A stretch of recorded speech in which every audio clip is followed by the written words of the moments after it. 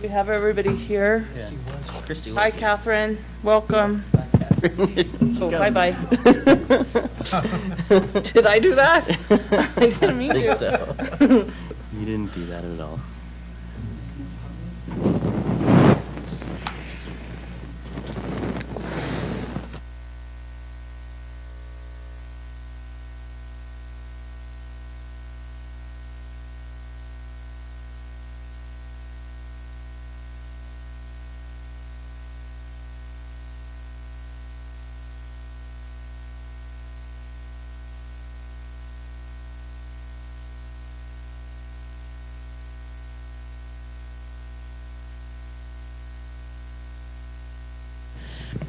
Welcome everybody here to the public meeting for the Salt Lake City School District Board of Education. Today is Tuesday, October 4th.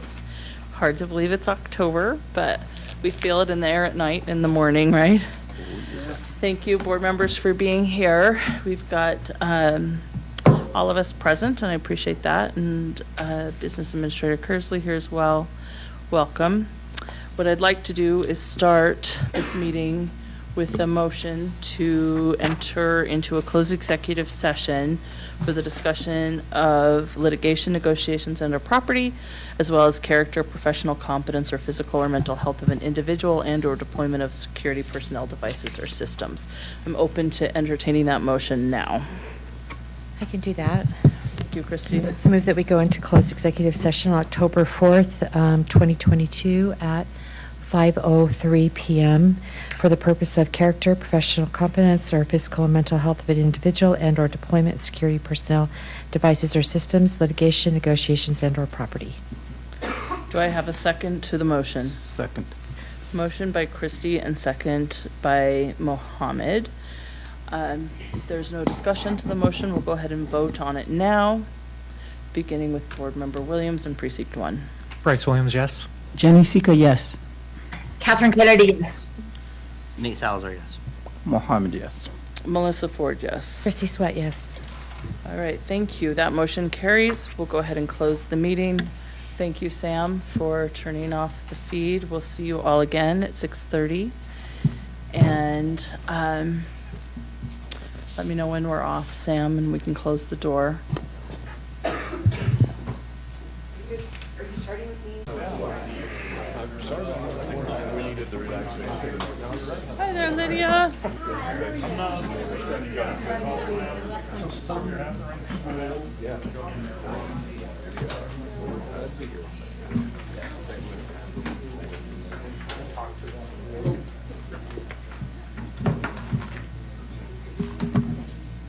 Excuse me, hi, how are you? I'm doing well, how are you? Oh, it's good, yeah, senior year. Senior year, yes. Yeah, my daughter goes through I'm not gonna go. Yeah. She busy? Probably better if I She could graduate now if she wants. She's Oh. only taking 3 classes. Oh, that's nice. Yeah, like Yeah. 4 classes. Oh, that's super nice. Yeah, yeah. So I'm sure you're so Mm. busy. I'm sure you are so busy. All right. Thank you, everybody. I invite you to come in and have a seat. Pretty excited about this.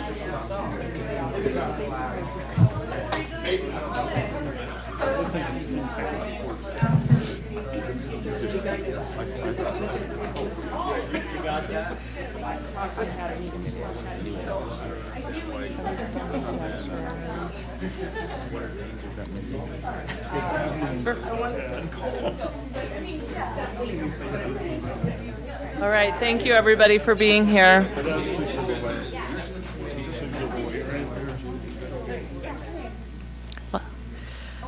I'd like to welcome everybody to this public meeting of the Salt Lake City School District Board of Education. Today is Tuesday, October 4th, 2022. We're happy that you're all here. We're happy to hear you all chatting and excited to be here. We're grateful for the work that you do.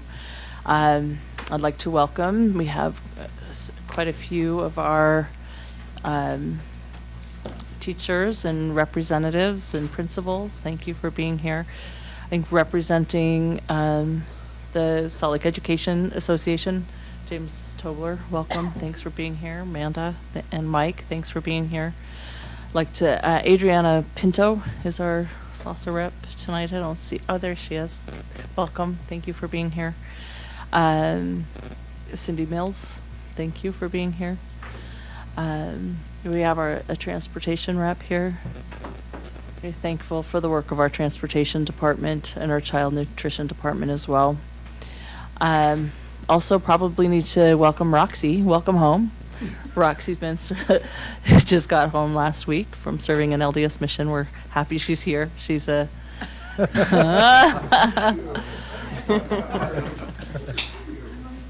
But truly, thank you everyone for being here, and we appreciate the work that you do and the support that you give not only to us, but to most especially to our students. Thank you.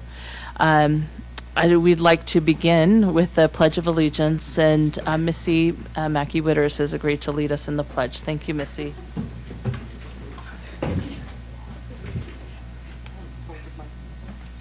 I pledge allegiance to the flag of the United States of America and to the republic for which it stands, one nation, under God, indivisible, with liberty and justice for all. All right. I'd like to go ahead and do a recognition. And this is a recognition of an award that the district has won. I'm going to let Business Administrator Kersley introduce this recognition. Yes, if we could have Paul Schulte come forward. The district has received a major award. It's fragile. For leadership and commitment to energy conservation. Paul, can you go to that table and kind of talk about this award? Certainly. Excuse me. The awards are coming rapidly with our sustainability work. Again, kudos to the board for your commitment to this. And so this is an organization that I didn't know existed, and they just keep coming up. This is the Association of Energy Engineers of Utah. In connection with this, and we're energy champions. So it's pretty cool. And so we were awarded this, and then also at the same conference, Greg Lebetchi and myself will talk a little bit more about this, presented about an hour workshop to folks. So great work, and we'll go more into details. I'll leave this here with Alan, so you can display it proudly in our portable temporary district office.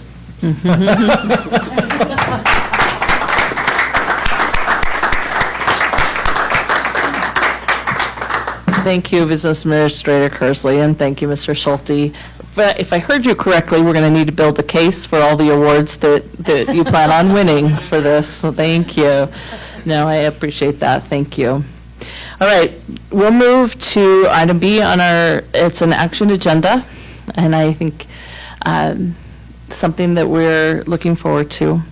As we've discussed as a board and direction moving forward, we would like to recommend that we appoint Dr. Martin Bates as our interim superintendent to help lead the district for the next few months as we, as a board, look for a new leader of the district.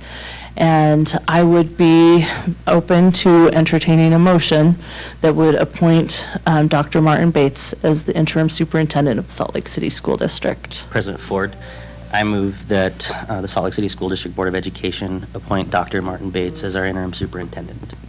Second. Okay. We have a motion and multiple seconds. Thank you. Is there any discussion to this motion? Okay, seeing no discussion, we'll go ahead and vote on the appointment of Dr. Martin Bates as the interim superintendent of the Salt Lake City School District, beginning with Precinct 1 and Board Member Williams. Bryce Williams, yes. Jenny Seeker, yes. Catherine Kennedy, yes. Nate Salazar, yes. Mohammed, yes. Melissa Ford, yes. Christy Sweat, yes. Christy, so thank you. That motion is unanimously approved. I'd like to invite Dr. Bates to come sit at a microphone and make a few remarks.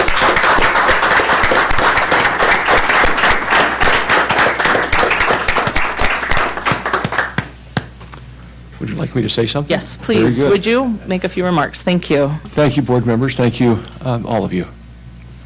I'm looking your direction as well, Catherine. You know, I don't know if you know, I attended Salt Lake City School District for 13 years as a student, for a couple of years as an administrator, a school administrator, and truly the last quarter century as the parent of 8 children.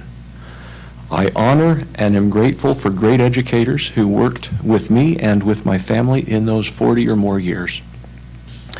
I'm also grateful for dedicated support staff who took care of us in the schools in countless visible and invisible but crucial ways.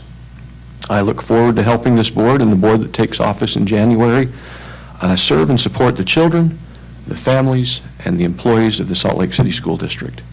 I am genuinely excited for tomorrow morning when I get to start working shoulder to shoulder with the educators and support folks of this great district. Thank you. Thank you. All right. Thank you, Dr. Bates.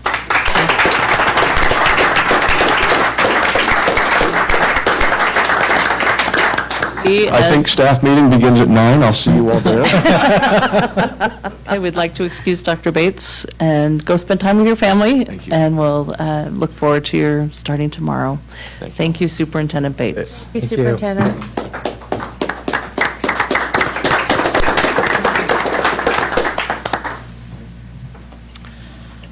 All right, thank you for that. Now we'll move to the next item on our agenda, which is our request to speak.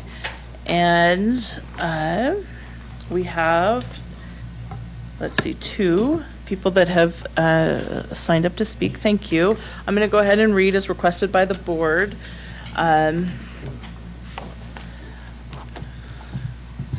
Comments about our public comment portion. So the board truly enjoys the opportunity to hear from the public during the public comment portion of its meetings. Before we begin, I would like to take a moment to remind you of our board rules governing your comments. This may not be used to air complaints concerning bidding, contracts, employment, or personnel issues, to criticize or defame district employees, or to make complaints for which other avenues for redress exist. Time may not be used by employees or their representatives to circumvent formal communication channels or establish grievance or negotiation procedures. The total time reserved for public comment is not to exceed 15 minutes, with individual presentations limited to 3 minutes and group presentations limited to 5 minutes. I'd also like to explain that unless a speaker's topic is already on the agenda, state law prohibits the board from deliberating or taking action on items raised during the public comment period. However, if it seems appropriate to the circumstances, I may direct district staff to follow up with the speaker on the topic discussed. We really, truly enjoy hearing from people who come and present to the board. One of my first interactions with the Salt Lake Board of Education was as a public comment speaker.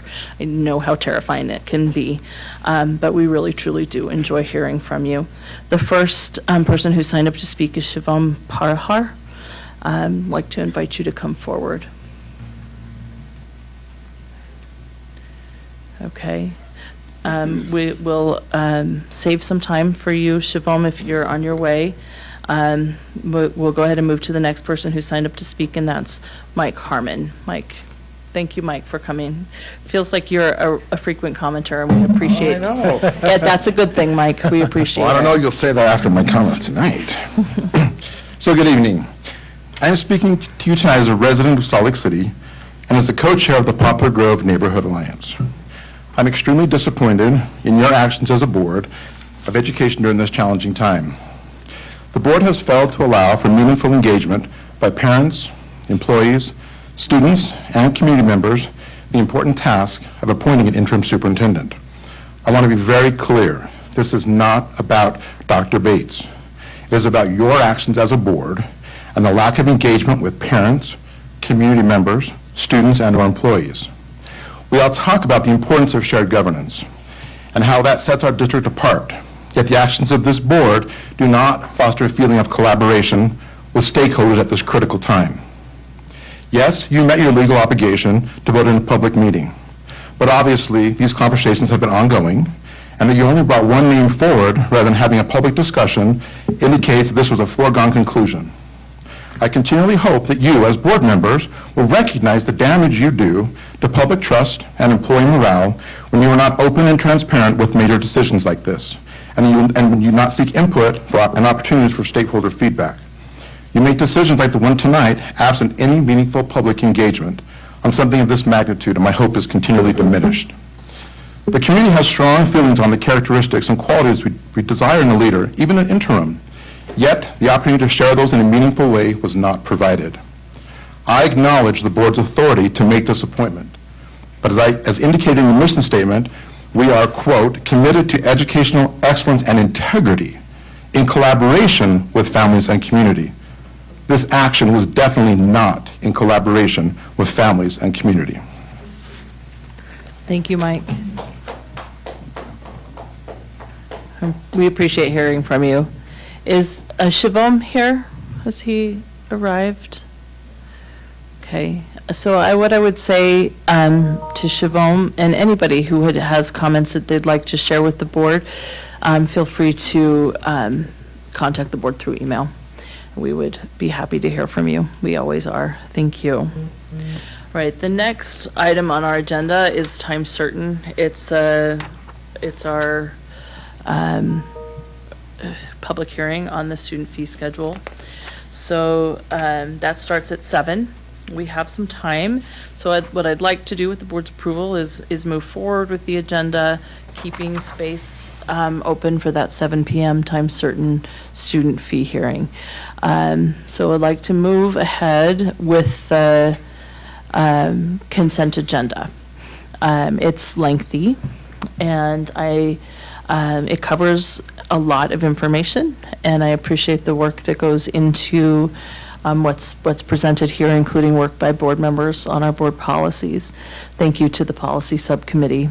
I'm open to entertaining a motion on the consent agenda with a reminder to board members that item number 8 on the consent agenda needs to be removed from the consent agenda.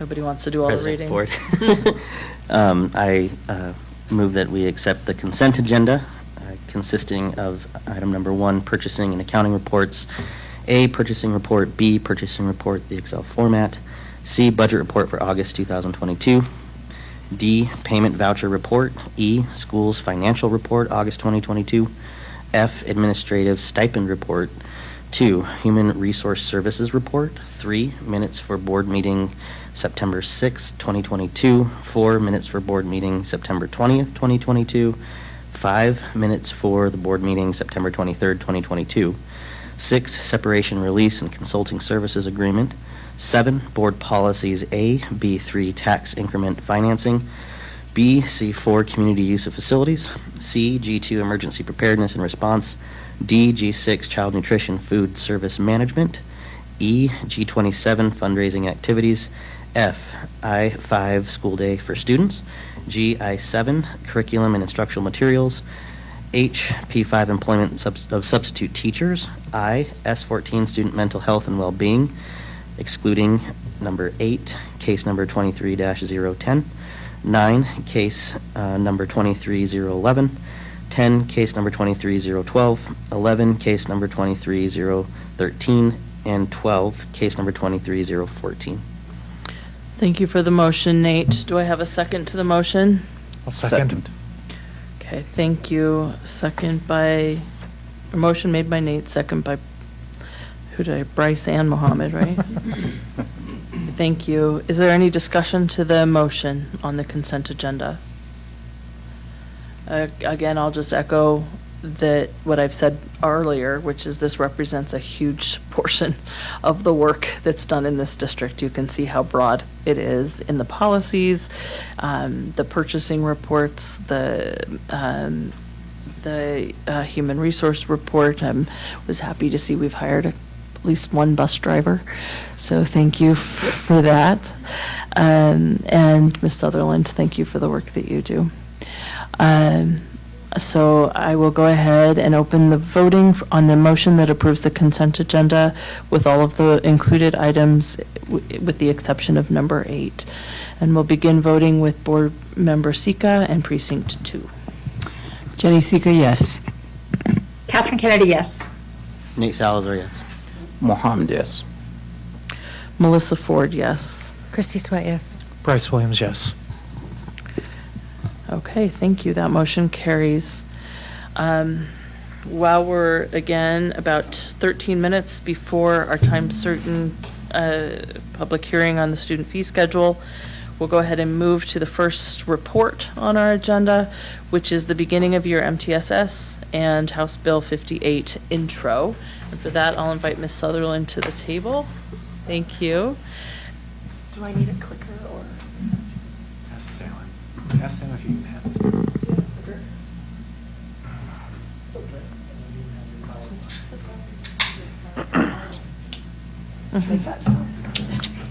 It's a clicker. Clicker sound. Oh, and Dr. Buendia, thank you for being here. I'm her cheerleader. Cheerleader, yes.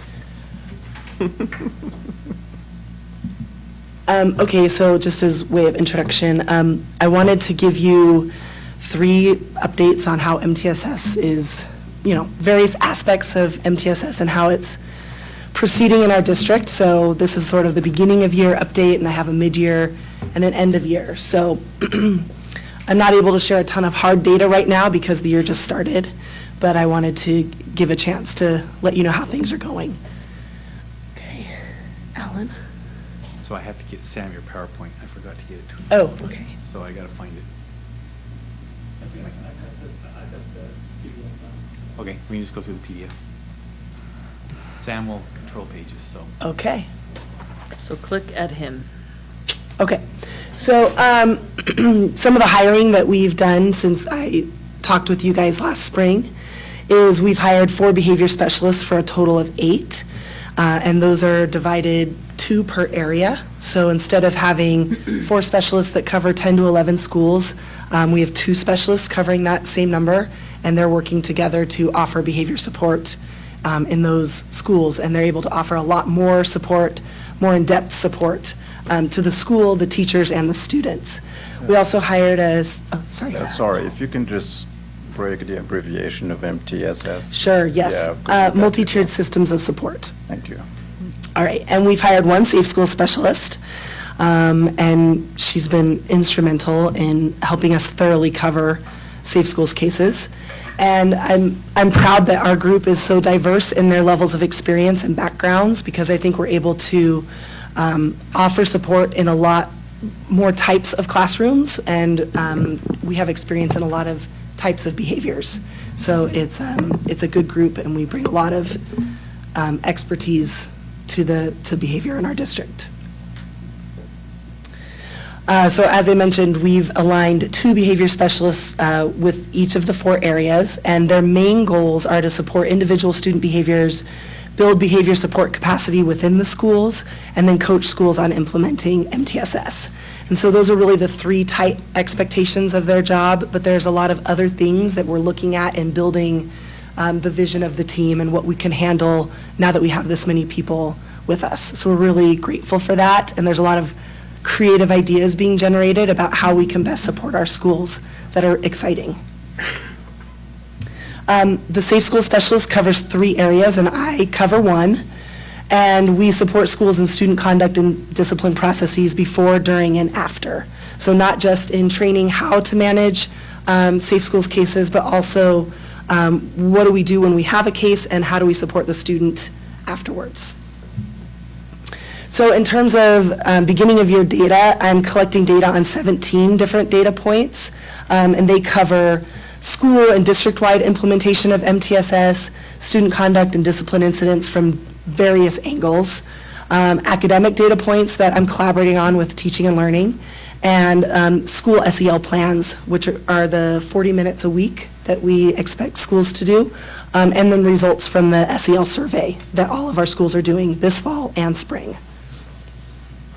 This is just a little poster of my work. I just thought it was kind of fun.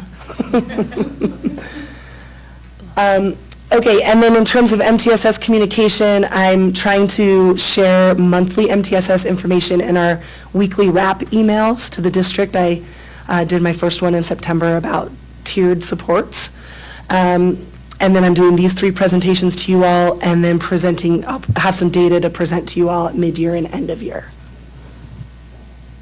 And then the next section is kind of an intro and overview of those House Bill 58 plans that are coming up again this year. So just a reminder on what those are and what they cover is what I wanted to do now.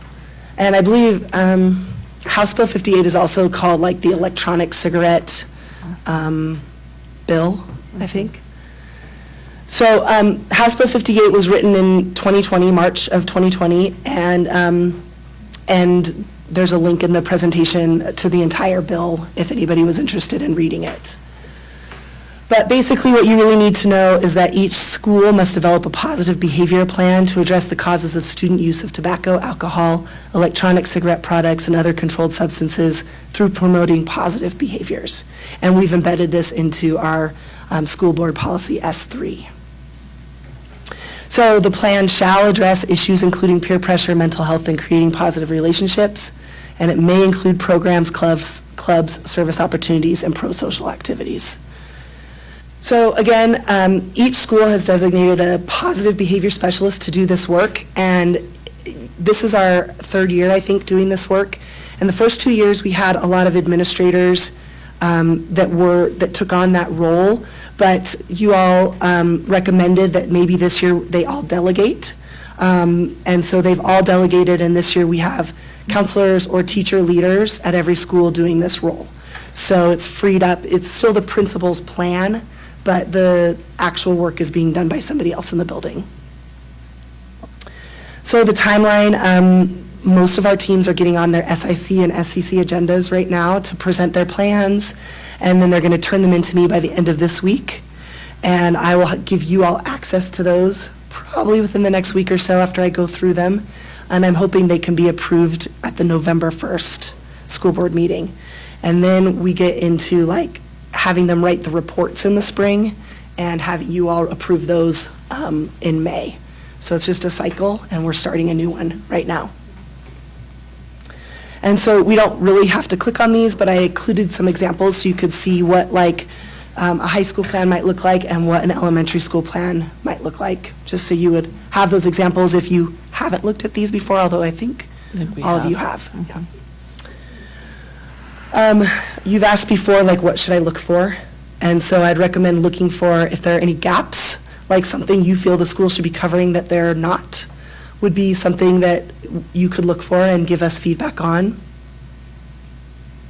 And do you understand the connection between the program that they've stated and the prevention of substance abuse, or is that connection too loose for you? We're trying to explain the connection as we see it, but if it's not working for you, I'd love to know so I can give that feedback. And then finally, just to look for the fact that these plans are going to reflect the developmental age of the students, so they are going to be really different. So if you see something that maybe is, you know, doesn't look like it should be in the high school area or in the elementary area, to kind of give feedback on that. Although mostly, you know, our teams know those things too. New this year, the positive behavior specialists get a $3,000 stipend, which is quite an increase and motivating for sure. And then every school gets $1,000 for program costs, things that are directly related to their plans. Those have to be spent this year, and they have to be spent on kids, not adults. So those are things I've clarified with the state.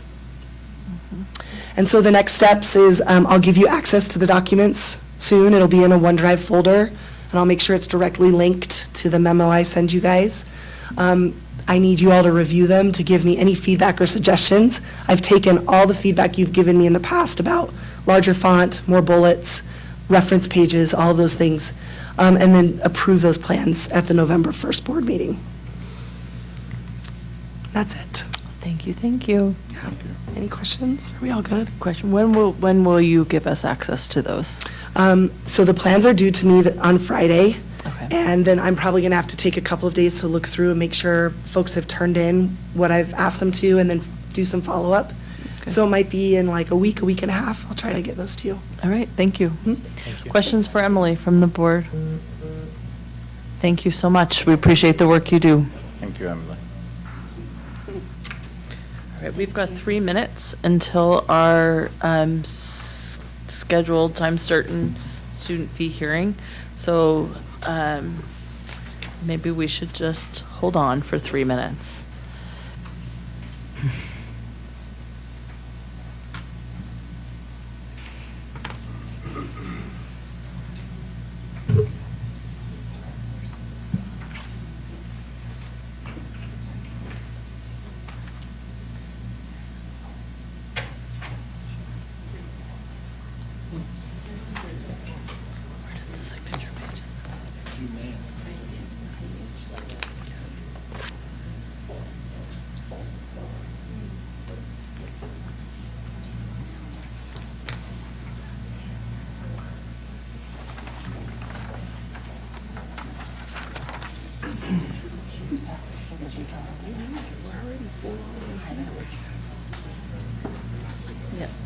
Sign your life right there, that'd be great.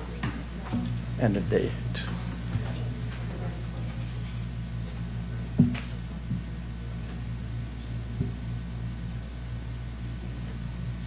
And the day, 4.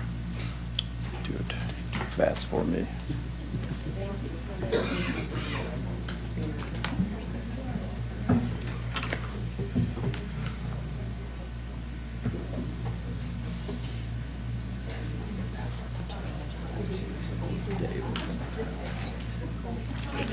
Jen, this was day 4.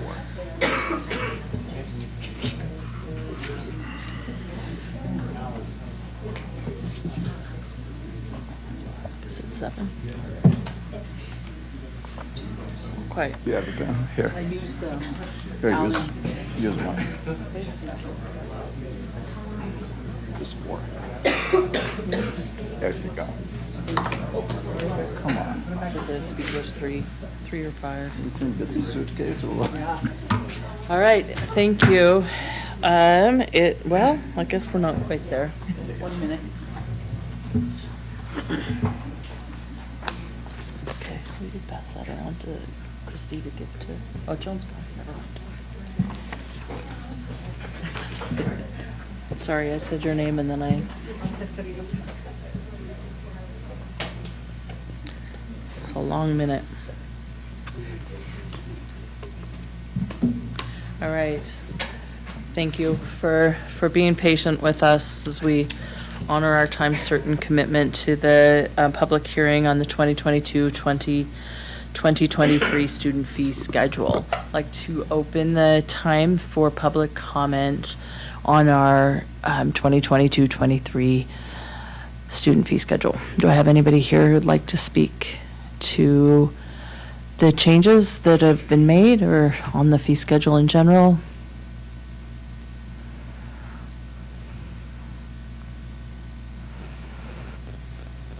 All right. Seeing no comment, we'll go ahead and close this public hearing on the 2022-23 student fee schedule. As you know, we need to hold 2 public hearings to hear comment on the fee schedule before the board can take action on it. And this was the second of 2 of those public hearings. Thank you. All right, we'll go ahead and move to our second report, which is our sustainability update. As you know, part of our sustainability resolution that we passed several years ago now includes an update in October from Mr. Schulte on the sustainability update. And thank you for being here and presenting this update on the sustainability report. And again, congratulations on the good work and the award. Thank you. Appreciate that. President Ford, if I might suggest, if folks have questions, to maybe hit me while I'm going, because it's a long list and you might forget or whatnot, and I'm open to that format with your, obviously with your approval, with your meeting. Okay. So that's fine with me. If board members, if you've got questions, feel free to I'll be paying attention, but Okay, I let know it that's a run little through bit me. out of order, but I think. Okay, no, it's okay, thank you. you. I appreciate that. So again, as I mentioned earlier, we've received 3 awards from the district, for the district. Both, one we just received tonight, and then 2 that we recognized earlier about the fleet for the bus. I might add that most of the bullets are aligned with the action plan. So we went and said, okay, here are the goals and the tasks that we have, and how are we working on each area. So we can make sure, we use this as an accountability for ourselves to make sure we're, making the progress that we need to make. In the area of education, myself and Greg Lebecci, and I want to give a shout out to Greg, to Candace, and all the members of the Sustainability Committee. Lots of work has been done by lots of different people, so it's great. We had the opportunity to present at UFOMA, which is the maintenance organization for the state, in the spring, again, and then the one I just mentioned. And then Candace and myself, Greg and James presented about the sustainability resolution to the Administrative Institute, which we haven't had an opportunity to do that. So our alignment and consistency with the leaders of the district was great to have that audience in one spot and bring folks up to speed on that. Candace has done a wonderful job in launching the place-based experimental learning. We've talked a lot about green space, and sometimes we focus in on maybe a garden and things, but this is utilizing all the outdoors for learning experiences, and so it's a lot more comprehensive, allows for flexibility, allows for different sites to look at their resources and use them appropriately. Teaching and Learning has worked with Salt Lake Foundation to provide outdoor learning and spaces and STEM field trips, and we're very excited. We're going to be able to present at the National School Board Association Conference in 23 in Orlando. So we're going to have to be ready. Nate, you're on our team, so you're going to be the keynote speaker for our presentation. So just wanted to give you a heads up. The new district office, if you go out there, it's no longer a destruction site, it is now a construction site. So it's kind of fun to see. And we met with all the architects this past year as we pivoted, and has increased the efficiency of that building, and made sure that we are looking at minimum landscaping and solar on the rooftop and these type of things. This is our big one, and again, I know I've said this many times publicly, but I want to continue to acknowledge the board's commitment to this plan and the willingness to look at alternative financing through the TELP for the TELP is actually for about $24.5 million. Is that right? 23.5. A million's a big difference. But the whole phase is $29.5 million, and this will be a 24% reduction in our CO2 carbon footprint. So now in the fancy terms, it's 7,500 metric tons from the baseline of 31,000 metric tons. But let's talk about this in a more friendly manner. So that is like planting or having 300,000 mature trees in our city. So I think Jennifer will speak to that. The mayor is very committed to planting trees and has a great, but imagine we basically, when this phase is done, have planted 300,000 trees, and not young saplings, but mature trees. Another way of looking at that is we've taken 2,000 cars off the road. So kudos to the board for this commitment, a big lift, and it's making a great impact. And that's through the lighting, and through the fixtures that we've put. It's also increasing and helping our instructional environment. And so this will be done by June of 23 next year. Lots of schools we're working on. We've maximized our HVAC control, so we've gone in and we've had experts and consultants that kind of tweak it and make sure that we're getting the most efficient performance from our mechanical systems. And real big lift, and this is going to be very interesting, we will be electrifying 2 elementary schools next summer. And that'll be really important for us to see what the impact is on what our utilities costs are and things like that. So there'll be great, it'll be decreasing our footprint, but it'll give us lots of information to know where do we go next and how do we approach the financial impact and potential financial impact. We've completed a lot of our water conservation.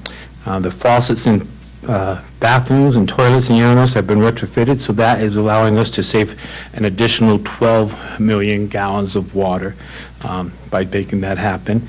And so if you add that onto the adjustments we made in the irrigation, which was 40 million, from our baseline of 2 years ago, we are saving 52 million gallons of water from the Salt Lake City School District.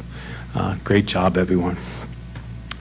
We are putting rooftop solar on 6 schools, which accounts for 1 megawatt and 2,500 panels. Bonneville should be done by the end of October. Whittier, we are scheduled to receive material. There's going to be a media event that day on the 12th, so I'm sure Yandre will share that with you. And all those should be completed sometime in mid to late 23, so 6. We continue to do our work with integrated pest management. Sometimes we have folks that are concerned about how we do treat the bugs and stuff, but it's safe, it's effective, and it doesn't use pesticides, so it's healthy for the environment and, most importantly, maybe for our children as well. We continue our recycling program. The quality of our indoor air is exceptional. We continue to do the work that we've done with the filters during the pandemic. We have also had a donation, so many of our school classrooms are receiving purifiers. And we also have 4 units that go out and test the air quality in our schools, so we're testing more regularly as well, thanks to some of our ESSER funds. Farm to school, we haven't done a lot because we've had a lot of chain supply issues, so that's kind of been on the back burner a little bit this past year. And we're having a lot of great partnerships, and we're getting incentives from Rocky Mountain and other folks, and Ken over at Transportation has applied for a grant. We're going to get 4 more buses already next year. So we'll have 12 buses. We're the only school in the district, in the state, that has electric buses, and we've applied for a grant to get additional ones. Quite aggressively. If we get half, we'll be pretty excited. We'll have to figure out how to power them. We'll have to work with Rocky Mountain on transformers and things, but we're being very aggressive, and we're a leader in the state for our electrical buses. So great job. Again, I believe a fish rots from the head down, and I also believe a fish, it swims effectively from the head down. And without the support and great leadership and commitment to this, from the genesis of our students to the board making this commitment, we wouldn't be where we are. We are aggressively looking at the Inflation Reduction Act. There's going to be a lot of resources there, and we're kind of ahead of the curve on trying to understand that bill and how we can leverage some of our capital funds that were freed up or made available through other finances during the pandemic. So we're very postured for a great phase 2 that I haven't gone into depth yet because I didn't want to take too much of your time. So thank you for the opportunity. It's great for us to have a chance to check. Thank you for this very comprehensive report, Paul. Thank you. And everybody should recognize that this information is available on the agenda as an attachment, so you can read through a lot of it. I appreciate you recognizing the students who really were the initiators of this sustainability. We had students from East, West, and Highland who spoke to board members and worked with us as we adopted a pretty aggressive plan, sustainability plan, and I'm proud of the work that you're doing, and I'm proud that you're including so many voices in the process, so thank you for that. Board members, do we have any questions for Mr. Schulte about this report? No, I just have a quick comment. First of all, thank you. Especially living in Salt Lake, where we know the lake is drying, and may God have mercy. So I was just wondering about one thing I've been thinking about is like when I'm driving around schools, we got a lot of green, sections. Has there been any thoughts about a xeriscaping in those areas? Yes. Where like we have too much grass, we could like put some perennials and also trees, because it has been proven that a tree, if it provides a shade, that's like an equivalent of 6 air conditioning running to cool a home. So the answer is absolutely. We're looking strategically at more of entrance areas in the front. We don't feel compelled to touch our playgrounds. That's essential for the children. We also are partnering quite a bit with Tree Utah, and so we're constantly, I can't remember, again, see, once I think the report's comprehensive, and then you bring up something I missed, so I apologize. But we are partnering. I know Northwest has some coming, as well as Bryant has a conversation. So we have multiple schools that we're partnering with Tree Utah to plant some additional trees on campus. So that's ongoing. We haven't made as much progress on the xeriscaping. It is a major portion of the new district office, and we're looking at that strategically, and again, primarily using those smaller areas that are entrance because we want to maintain the playgrounds for the children. But absolutely, we're committed to that. Okay, thank you. And I'm glad you mentioned the Tree Utah. Yeah. They are actually tonight, they are planting at Hawthorne Elementary. Yeah, we've got a great partnership, and they know our excited. contacts. They coordinate through our office as they coordinate with the schools, so they're spectacular. Okay, so great. And one more question I have is about the waste food. What do we do with that? We haven't moved the needle on that, to be transparent. There are some constraints on that, which I think most of you may be familiar with, and so we're going to have to really roll our sleeves up and talk with some of our legislators and things like that, because there are some legal constraints on what we can do with the food.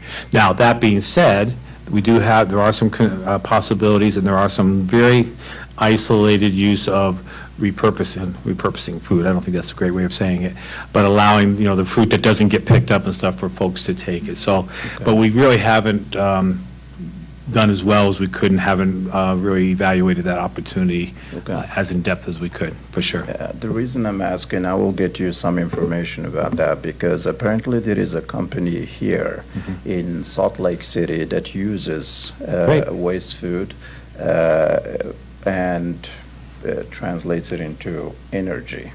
And so I will get you the contact info. Perfect. Thank you. That's something that I was just thinking about. Great. Thank you. Thank you.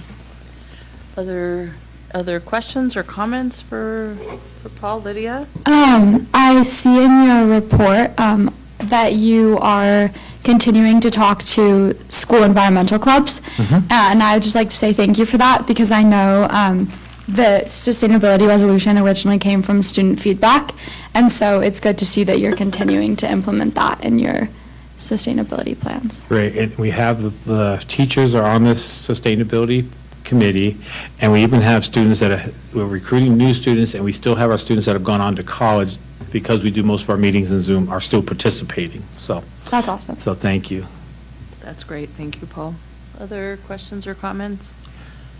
I did want to add one thing that Go I ahead. forgot. We have instructed the two architects that are working on the feasibility, make sure they understand our sustainability goal. It's really important to know that we've tasked them with trying to design a carbon zero building, not a net zero, but a carbon zero, which is, I don't have time to go into the nuances, but it's a significant lift, and they're both committed to that. So if things go the way we want, we would be probably the first in the country to build carbon zero high schools rather than just net zero. So it's a very significant, and that's what we've tasked them with, and that's what we're hopeful to do. Melissa, may I make a comment? Yeah, go ahead. So I just want to compliment Paul. He was on a SCC call this morning and did such a great job. And since you're at the table, you talked a little bit about that feasibility survey that you asked parents to fill out. Would you mind just mentioning that right now and where they need to go for anybody who's, streaming and listening in, how important it is that we get their feedback and the next upcoming meetings? Absolutely. I might add that, so the feasibility, we want as much feedback as we can from all the different stakeholders, and you can go to the district website, and there's a link for West and Highland. I don't know the number of Highland, that I was visiting with the architect today for West, and they've already had 2,000 responses, which is very high for this type of a survey. I'm sure Highland is in the same range. And so folks can go there and access that. The next public meeting is November 9th for West High, November 10th for Highland High, and they'll both be in the library because we don't want to disrupt the fall musical. Good job. Thank you, Paul. Thanks for that information, and I'm really excited about the place-based learning. I mean, I think it's exciting for our students, and all of this is really great. So thank you to you, thank you to James Yapias for the work the foundation is doing. Yeah, Candace, Greg, I mean, it's Candace, I love amazing. Greg has always been a champ for this, so I appreciate the work that you're doing. It's positive. Thank you, Paul. Thank you. All right, the next item on our agenda. Okay. I'm fine, everybody. Is it okay to ask if there's a baseball game we should be watching? Oh,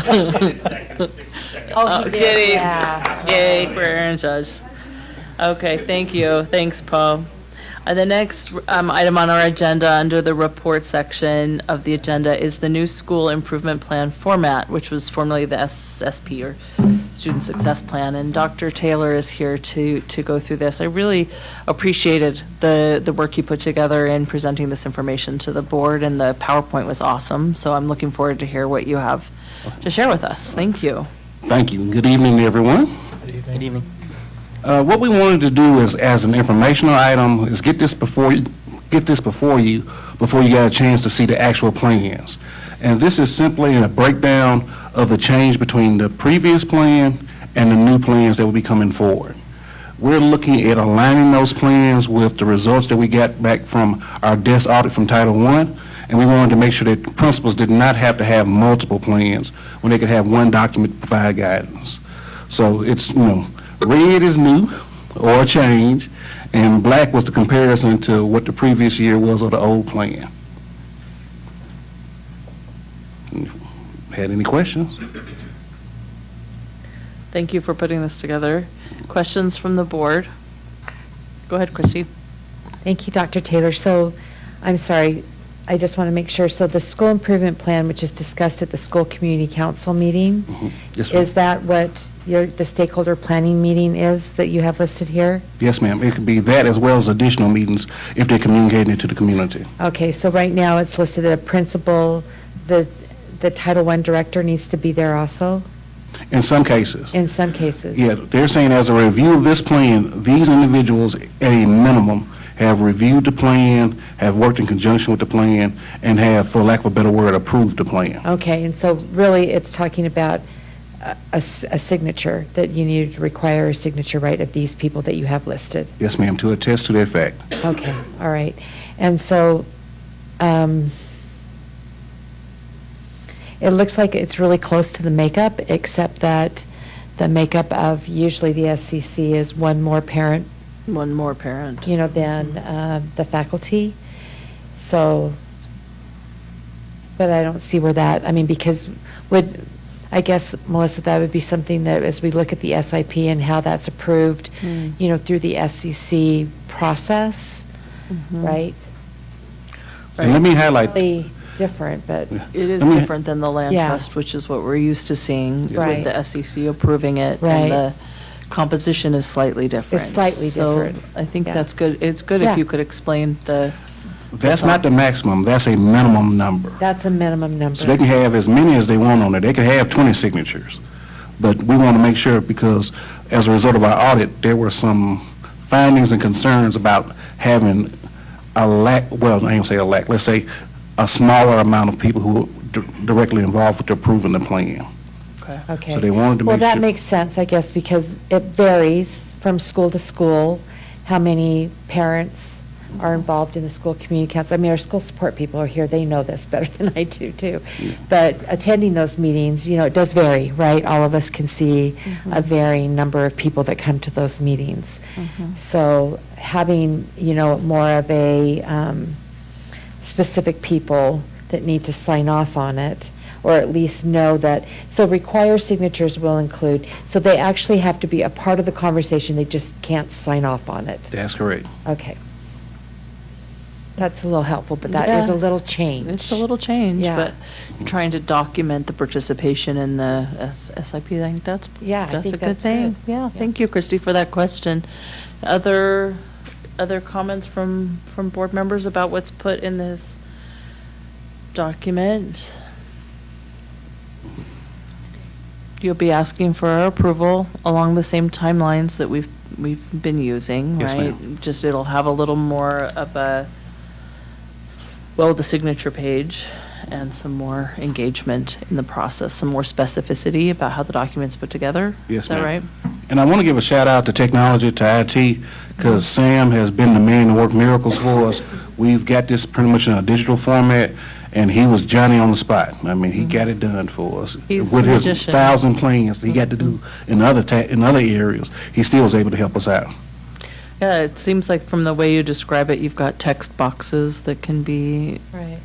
expanded upon. That's great. There's a good opportunity for that. Do you have other questions for Dr. Taylor about this? We will have an opportunity to hear the discussions as we attend SECs, and we look forward to that. And if there's anything that you need from us as you start implementing this, let us know. Yes, ma'am. Thank you for your time. Thank you.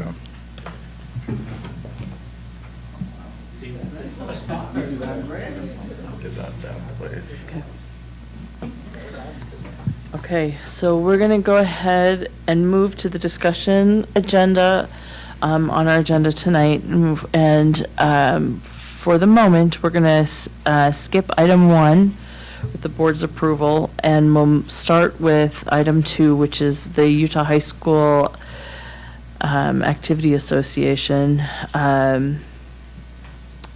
coaches pay proposal. Missy, I'm assuming that's you to come to the table, and Business Administrator Kersley, thank you for being here. Thank you for this proposal. Do you want to give some background to board I'll give members? some background. So Missy and I were working on kind of market studies to see how we compensate our coaches and other, if they're not sports, I don't know exactly what we call them. Activities leaders for our Utah High School Activities Association activities. So as we looked at our surrounding districts and other districts throughout the state, we determined we were a little bit below market on that. So we're recommending a change. We're taking what our current number, so we use a number of days for a sport that are available for both head coach pay and assistant coaches pay, and we've increased those by 25%. In addition, for coaches who are not employees of the school district, as it currently stands, they get paid at the daily rate of the step 1 of the bachelor's lane of the teacher's salary schedule. We're proposing we create some 5-year steps, so when they start, they will still be at that step 1 of the bachelor's lane, but after 5 years in that coaching position, they can get a step up to step 2 and so forth, as listed on the agenda exhibit, up through step 5. So at 21 and years and above, they could be paid at step 5 of the bachelor's lane of the teacher's salary schedule. To answer Christy's question, how are we going to pay for this? You didn't have to ask it. I know. He knows, yeah. So by costing this out, what I use, since we do have so many different levels of, we have non-employees who are coaches and other coaches, I use the average teacher salary, the average teacher daily rate, and it costs out just under $200,000 a year. That's salary and any applicable benefits. And my proposal says one way we can fund that is we have the Executive Director of Organizational Leadership that is currently empty, and I would suggest we could defund that and use those funds to fund these increases. There's also other options to explore if the board would like, but that's suggestion number 1. Thank you, and thank you. So, board members, this is a proposal that's been brought by Business Administrator Kersley, and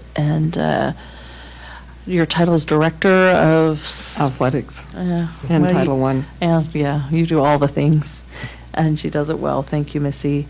So this is a proposal. It's something that we'd like the board to consider. It's on the agenda for discussion. So this is an opportunity for board members to ask questions about this, and as we think about it, I'm not necessarily asking or anticipating action being taken today, since this is the first time that the board has seen this proposal. I would like to honor our practice, our typical practice of allowing you time to think about it and maybe ask questions, and then bring it back on an agenda for us to discuss. But I would love first to open it for discussion to the board. So go ahead, Bryce. We'll let you start the discussion. Yeah, Alan, this question's coming for you. So you mentioned one potential funding method. I'd be curious what those others are. Well, as listed in the memo, the other, the easy one to address is any property tax growth we may receive or have received that we haven't committed yet. Which typically our property tax growth annually is around. It actually varies widely Right, between very a widely. couple million to a couple 100,000. So just depending on projects that happen during the year. Thank you. I want to acknowledge that some of this conversation, for historical purposes, came because also out of our negotiations with our written agreement, including the coach's salary schedule.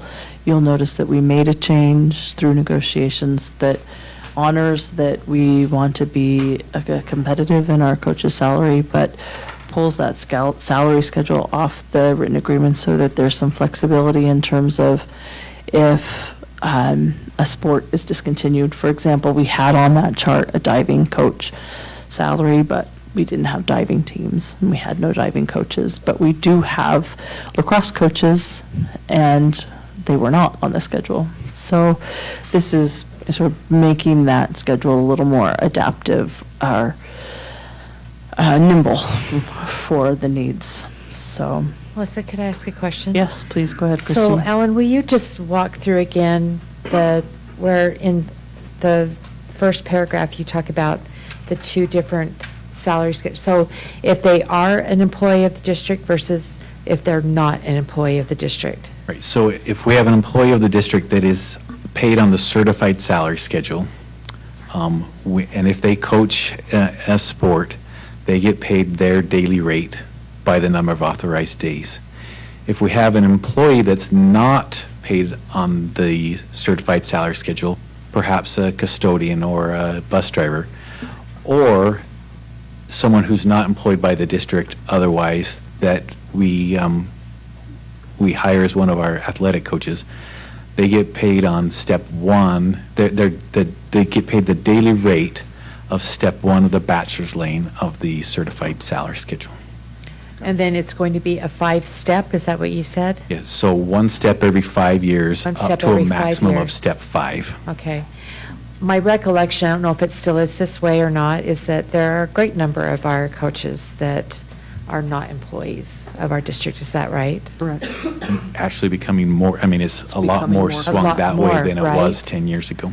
So having this salary schedule for them, that's a really great idea. So thank you. Melissa, if you remember, we started this with Heather. Yeah. So It's a it's been a conversation long for a time lot of coming years. because this has been over 20 years. So it will help us be more competitive in keeping our coaches instead of losing them after 1 year. After 1 year, right, exactly. And the increase of the number of days paid by 25% is really helpful. Yeah. Also to the head coach, but also to all of the assistant coaches, because the assistant coaches are paid. On that schedule, there's a certain number of days that they get as well. And so I think this addresses a need that's been ongoing for quite a long time. I appreciate your We looked taking it hard. on. Yeah, thank you for long. that. Other questions? Go ahead, Catherine. So I think this is something that we do need to consider really carefully, and I support looking at it, and it has been a long time. At the same time, we received as board members a letter this week from one of our school psychologists that talked about how our psychologists are being underpaid. And I just hope that we're looking at all the groups that need to be brought up, just to make sure that we're prioritizing everything that needs to be prioritized. I strongly support in doing this for our coaches if we need to, but I think we need to make sure that we're covering everything that is really crucial for our kids as we look at the district as a whole. Thank you, Catherine. I appreciate that perspective. Other discussion, Lydia? I have a question. So, for coaches that have like already been here for like say 6 to 10 years, or would be on a higher step on the schedule, are you going to retroactively look at how long they've been there? Yes, we are. Yeah. Okay. If we have a head coach that is not a certified teacher, we will look at how long they have been there, and I have record of that for it, so that's where they'll start at that point. Thank you. Do we have other discussion? Go ahead, Mohammed. Yeah, so thank you so much for all the work that's been put into this.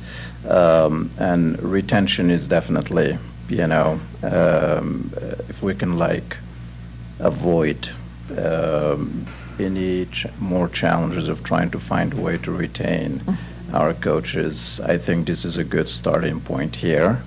And it is just a reality. The market is competitive, and I say we are in a capitalistic country, so we got to make it happen.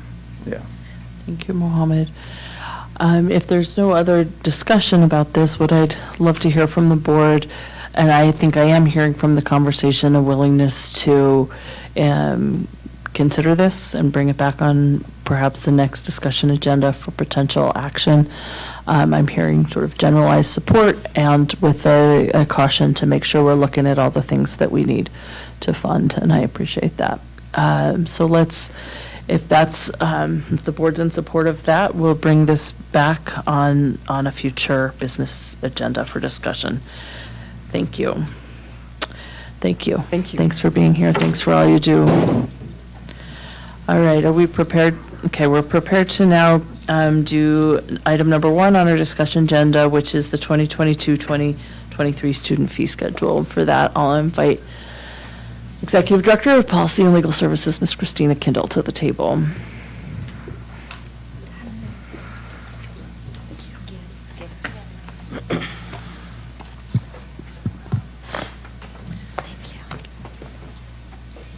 Ms. Kindle's handed out the fee schedule that's found in Board Policy S10.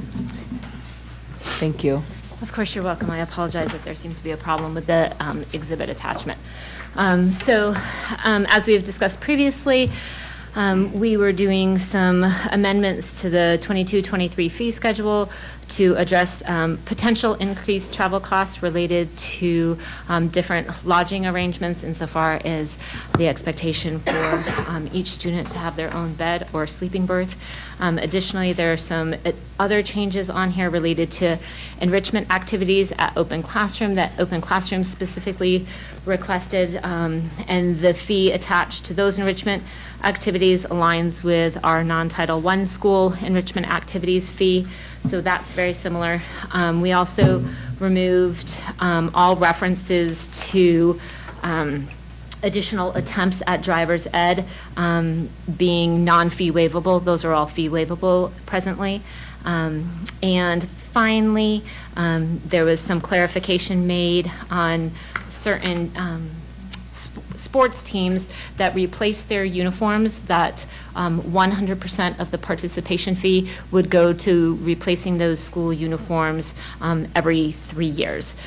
Because in order to be transparent, we can't reserve those funds and use them for that purpose unless we tell our constituents. So those are basically the changes. You'll see a lot of red lines, but mostly it's for increasing each travel trip by $300, which we thought was sort of an overestimate in terms of what it might cost, but we just wanted to be on the safe side so this wouldn't have to come back to the board again for future approval.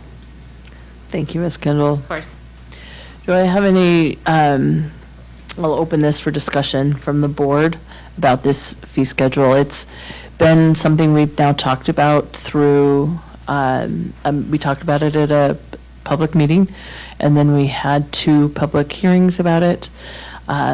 We had no comments tonight, but we did have comments at our previous meeting, which I thought were great. And now we're discussing it tonight, following our second and final public hearing on the fee schedule.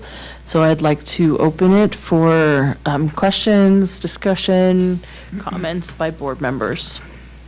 And I will tell you that I would like to look for a motion to move this to action, for us to take action on the proposed changes for this fee schedule tonight, if the board is willing. Comments? Melissa?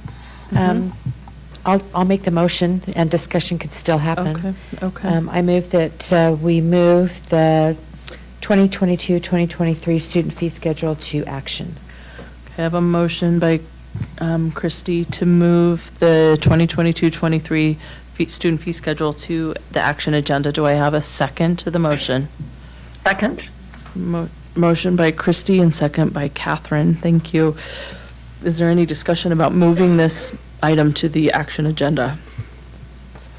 If there's none, we'll begin voting with Precinct 3 and Dr. Kennedy. Catherine Kennedy, yes. Nate Salazar, yes. Mohammed, yes. Melissa Ford, yes. Christy Sweat, yes. Bryce Williams, yes. Jenny Sika, yes. All right, thank you. That's motion carries. We'll go ahead and, as is our practice, take action on this topic right now. So on the action agenda, we'll discuss the 2022-2023 student fee schedule.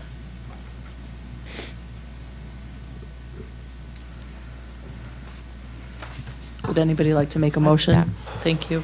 I move that we accept the 2022-2023 student fee schedule. Second. Motion by Christie and second by Catherine that we accept the 2022-2023 student fee schedule. Do I have any discussion to the motion? I would just like to thank Ms. Kendall for the work that she's done around this and the information that she's provided, to the board and also to the public. I think that, like you said, Melissa, we had great comment last time. We didn't have any comment tonight. And thank you, Christina, for the information that you've provided to us. Of course. Okay. Is there any other discussion? Mohammed? Yeah, it is definitely, such a, a huge increase when I'm looking at these numbers. And still, I'm very concerned. Yes, there is the option of fee waiving and so, but nevertheless, there are families out there who have a pride that they will not ask for help, and yet they will go and scrape somehow to find a way to make up for that fee. And for me personally, it's just, I do not feel right about, voting yes for this today. Thank you for that comment, Mohammed. Do we have any other discussion to this? Again, I'll just share what I've shared in previous conversations. It is a significant increase for travel, but I do think it's a student safety focus for that travel, and appreciate the concern of that brought that forward to us. And certainly, having had students in high school on trips where they try and squeeze as many people in a room as possible, I certainly have spent the fee and had my kids sleeping on the floor. So I appreciate that piece of it. I also think, just given the way we are right now, I think it's better for kids to be in their own sleeping berth rather than sharing beds. So I am in support of this, although I will 100% support what you're saying, Mohammed, in terms of the difficulty that we have to be very cognizant of the challenge that these fees cost and put on families. And it's something that I'm actually really proud of, and really grateful to Ms. Kendall for the work that she does on this and the training that we do, because it isn't something we take lightly. It isn't something that we're just going to add and increase without having discussed it and understand the pros and cons and all of that, and take the time to kind of understand what it is we're doing. And so I really think that this reflects a change that's good for our students, while acknowledging that $300 more is not insignificant. So thank you, Ms. Kendall. Yeah, of course, can I? Go ahead.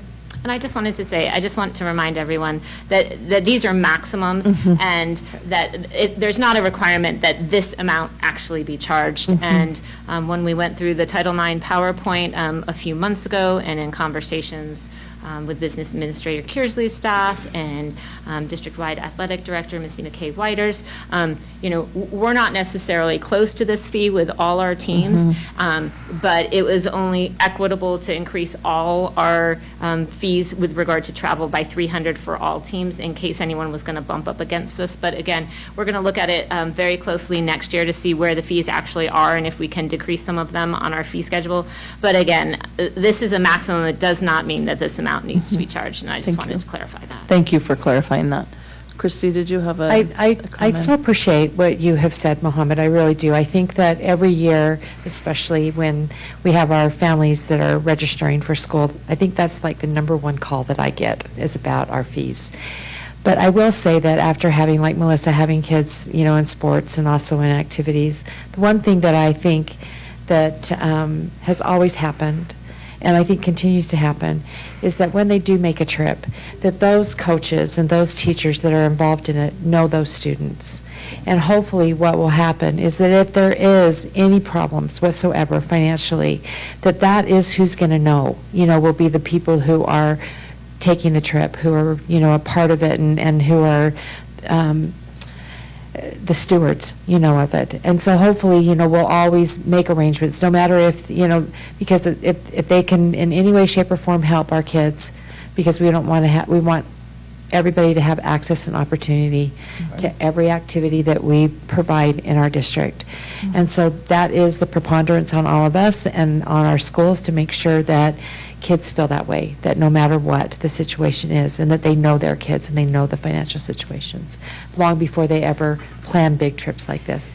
I just want to also thank you for clarifying that, Ms. Kendall, because that was something that I remembered we talked a little bit about, so thank you. And I'd also like to say to your point that that families don't always need to apply for a fee waiver. Principals can grant waive fees in extraordinary circumstances in which a family wouldn't normally qualify for a fee waiver, or if something comes up, they have the ability to waive these fees. And so when you talk about the coaches knowing the students and Board Member Vaid, your concern with regard to people not wanting to fill out the fee waiver applications, principals have the discretion to waive these fees regardless of whether or not the fee waiver application has been filled out. So I would strongly encourage all coaches, as you said, and principals to be like knowing the kids, knowing what their circumstances, the family's circumstances are, and providing those opportunities for a fee waiver in exceptional circumstances, even if the fee waiver application isn't completed.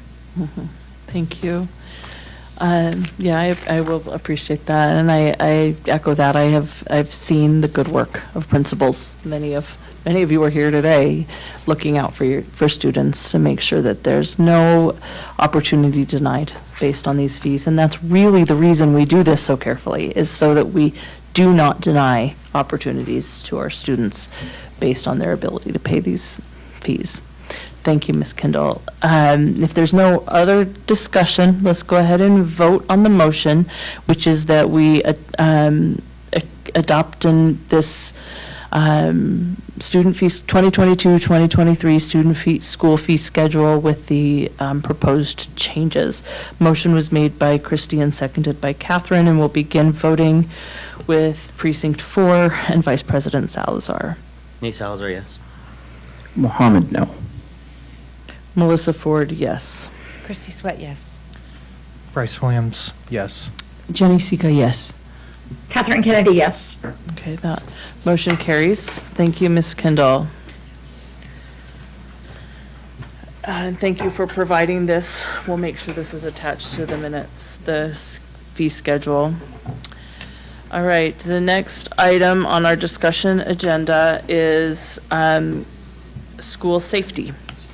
Business Administrator Kearsley, I'll let you begin this discussion. All right, so how I'd like this discussion to go is first, I'll invite Paul Schulte up to discuss some things that we have currently done or have underway or planned in the near future, safety-wise for our physical facilities. And then we also have here our 3 principals from our comprehensive high schools that I'd then like to come up and just have a kind of open dialogue with the board about some things they see as needs at their schools. Be great. Thank you, Business Administrator Allen Kearsley. So the state has one-time funding, and we've been pretty aggressive this summer trying to make some items available that have been longstanding needs. One item that is kind of unique, and I recognize Jennifer here tonight has led a committee working with the Horizonte area committee, and as a result of some of the things that have come up in that collaboration, we have the resources to put a fence around Horizonte, and we're looking at doing some of the xeriscaping as a security measure, so allow less folks, locations for folks to hide behind bushes and things of this sort. We have been very aggressive, and I want to, if anyone's listening and they haven't had any of these things, all you have to do is call me, and we have the resources, and nothing's chiseled in stone, but we've added a lot of camera and the wiring associated with that. We've put a lot of access control and fobs, working with the schools. I don't believe any of the security rooms are done, but it's on the agenda, and we have the resources, and we've ordered the halo and the wiring, which are the vape sensors. So those things are either done, happening, and it's ongoing. I run into principals, and they say, hey, what about this door? And say, just call Chuck Smith, and we can make it happen. So this resource has really been helpful, and I think addressing some of the, maybe some of the gaps that we've had in the past. Some other areas, and I want to mention that none of these are things that have to happen or that I'm like, we got to do these right now. These are just other options that have come across my desk. I get a lot of people coming into my office and brainstorming with me about different measures. We've talked about the weapon detectors. We allowed a presentation and demonstration. We had quite a few folks show up. That was great. One thing we're doing now, in connection with this, I was at the UFOMA conference last week, and I finally heard a definitive statement from the state fire marshal indicating a lot of the magnets and door blocks and these things that have become very popular over the last few years are not allowed from the fire marshal. So even if you have a cousin twice removed, that's the fire marshal in Timbuktu, I got it from the person that's the ultimate authority. I say that because one thing that my right-hand man, Todd Plaga, and I have been working up is what about changing maybe possibly the hardware in the doors so then they'll have the capacity lock. Right now, most of our doors, except for the newer schools, lock from the outside, and that's an anxiety for our teachers. We've priced out changing all the hardware so that locks would lock from the outside and the inside, which would mitigate the need that folks see for the magnets and those type of things. So we've worked on that. We've talked technology. Sam has talked to us and stuff. It's not something that we've moved the needle on, but I think it's worth a dialogue and consideration and fobbing classrooms so kids can fob in and out.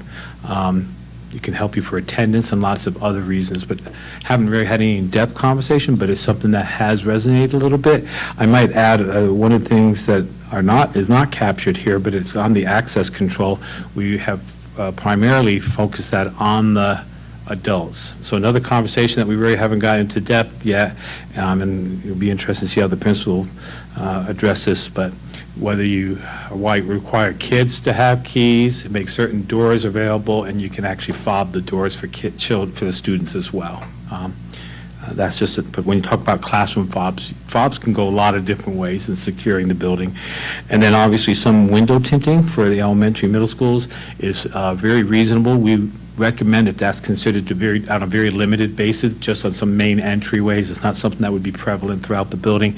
It's not bulletproof, but it does help with your security and mitigates any active shooter attacks. It is helpful, but I never call it bulletproof because that's not accurate. And so we're doing a lot of work. We've spent a little bit over $400,000 of this one-time money, but there's about another $2 million, I believe, left.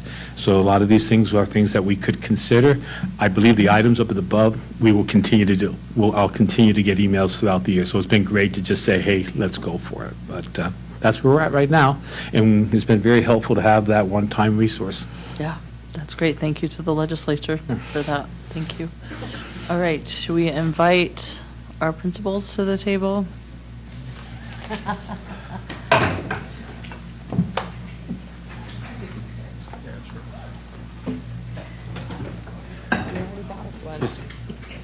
share the microphone. Yeah, share the microphone. Yes, you do. Make sure the YouTube world can hear you, so you get the microphone. Well, I guess I want to start by saying, all of our buildings are around 2,000. Jared's obviously quite a bit bigger, with 2,600. And I want to say on any given day, we have 1,980 students that are where they're supposed to be doing what they're supposed to be doing, right? And we maybe have 20 that are not. And those 20 make up less than, or probably about 1% of our student body. But it creates a lot of work for us and for our assistant principals and for what we're trying to do throughout the building, and creates some serious security issues for what we're trying to do within our building. I want to thank the board personally for funding a security person, or a what is the title we gave them? Campus Security Coordinator. That is one thing that I think is, I know that all three of us are very excited about having someone that we can hire on contract, that we can keep on a more consistent basis in terms of doing that job and that role. One thing I would ask for another one, if possible, just because the need is there. It's hard to have one person trying to direct that, and keeping someone that is consistently there. A partnership is a much easier way to go with that. I'll let these two speak. I just wanted to pick both of them stereo sound. Oh, thank you. That's good. Surround sound. No, I wish we only had 20. I was, maybe we're in the right place, but Trying to be. yeah, no, Lydia was smiling over there. No, in addition to that, like we mentioned before, just a challenge that we have, and it's probably different for each of our schools that don't look anything alike or function at all. But is that just making sure that people that are in the building are supposed to be in the building, that we're preventing any intruders from coming into the building. Intruders maybe is too heavy of a word for it, but just the people that are visiting and shouldn't be, and that's primarily students that we have coming from other schools, and they're not there for good reasons, right? And it's very difficult it's a challenge. It's something we're constantly doing to make sure, given the numbers, you can't recognize every single face. So as Paul Schultes talked about, the idea of having fobs on the doors for students, and that would, with it, more of a systems approach of having identification that students would be wearing. And then if that had more functionality to it, where it would even contribute to, it could add where they would be taking roll with it, right? That would be their attendance, and it would be a functional tool for the students. That could then become of a systemic change for each of our buildings, where we could easily identify people that are supposed to be there, and then engage with individuals that shouldn't be there. With our schools being different, as we've talked about this, it's just, we know our approaches and where our challenges might be different just with our facilities, right, with doors and stuff. So the conversations we've been having with Paul and his team about different needs of the building, that's been great. So we're looking forward to having more of those enhancements, sometimes minor things that would actually make a great difference for us. Dead spots in the buildings that were cameras. Students seem to know where those are. Lydia knows where they all are. But that, going to a thorough review this summer of that, and then seeing where we are to get those would help. The sensors in the bathrooms can make a significant help for us in making sure that the bathrooms are safe. Obviously, there can't be cameras in there, but if there's some other detection system that can help us in making sure that they're safe and that those facilities are being used appropriately, that would be a great contribution to us.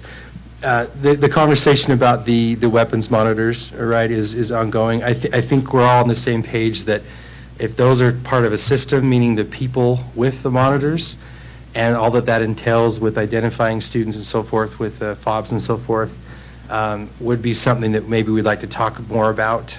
And if that decision was up to the schools to try for a time, I know I can speak for Wes that has been the message I've heard from from some student government members, but also from parents and teachers, that would be something as part of a system, not just a standalone process itself. And the more that we were experienced with them in visiting those, they are not this intrusive mechanism. They're actually something that if there's still a free flow to the building, but that extra security measure just to make sure that people are there that are supposed to be there, and they have things that they're supposed to have, and that other. So I've heard overwhelming support from West High community about that point. Really, what we're trying to do is have deterrence, and I know we've all had experiences where we stopped something from happening that could have escalated or could have been injuring to someone or damaging to someone. And we don't know how many of those have not gotten away, how many people have come in maybe that shouldn't have been or whatever. But when we can deter people from doing a bad thing, again, we can't really measure that. You know, if someone came and saw that kids had to fob in to get in a door and they turned away, we're not going to know about that. If someone sees the weapons detectors and says, oh, I better go leave something in my car, we're not going to know that. But I don't want the one time to happen. We cannot do that. So anything we can do, especially things that our communities say, yes, sign us up, please. If we say no to them and something happens, then how do we face them? How do I face my families? All three of us, I know, we've talked about this a lot. We owe it to our kids and to the people who work in our buildings to be as safe as we can. And I love the things that you guys have already supported, but there's a lot more to do. So please, let's keep doing it. Let's talk and do it. Thanks, Mayor. One small point I'd like to add to that is, currently the way we're able to hire a security person, a student advocate is what they're called. Those are $15 an hour jobs, maxed out at 29 hours a week. So, minimum benefits. I have no benefits. I have had one of those jobs posted since August of this year with 0 applicants. However, as soon as the contracted security lead person was presented, I've had 6 people apply for that. So something to think about. I'm sure you see where I'm going with that. We are not getting people biting right now on part-time work. And it's really become a difficult thing, not only for the security of our building, for teachers, for paras, for every other part of what we're trying to do within a school.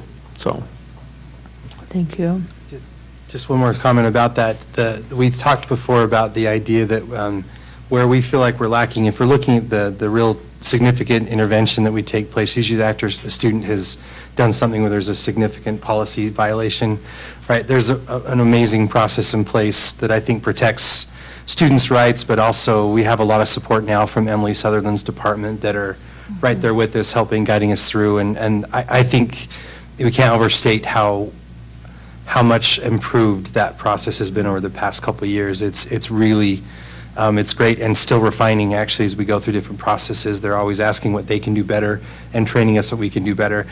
And then that component of social emotional learning that we have in our district, where building relationships, treating students with dignity, accepting them for who they are, that's a significant part of this. Where we need more help is with that, just more active supervision on a campus. High school students act like high school students, right? They want to avoid class or some other things. There's 9 million reasons why they wouldn't do that, and it's age appropriate. So having that support, that tier 2, where we're preventing not only the real serious incidents from happening, but also just the things that could lead to disruptions to student access to school, right? That might lead to a suspension either in school or out of school, or where they're having negative interaction with the school because of their behavior. So that tier 2 support that interrupts the school to prison pipeline that can avoid these other things, that takes people And that would take support to get the people that we need in the building. And this security coordinator person, whatever it's huge. That's a significant help for us to have more support with someone watching cameras and coordinating that with the administration and other support staff. So that's an area where I think we could improve in making sure we have enough adults that are supportive and helpful, and they can have that intervention with students. So. I'm not going to let him have the last word. Last year when I started at East, we had like 6 weeks of pure misery. It was so bad. But when we looked back at the patterns that we saw, it was people coming from outside that caused our misery. People that came to fight, people that came to take things, whatever. And when we got that under control, the whole year settled down. And this year has started 100% more calmly than last year.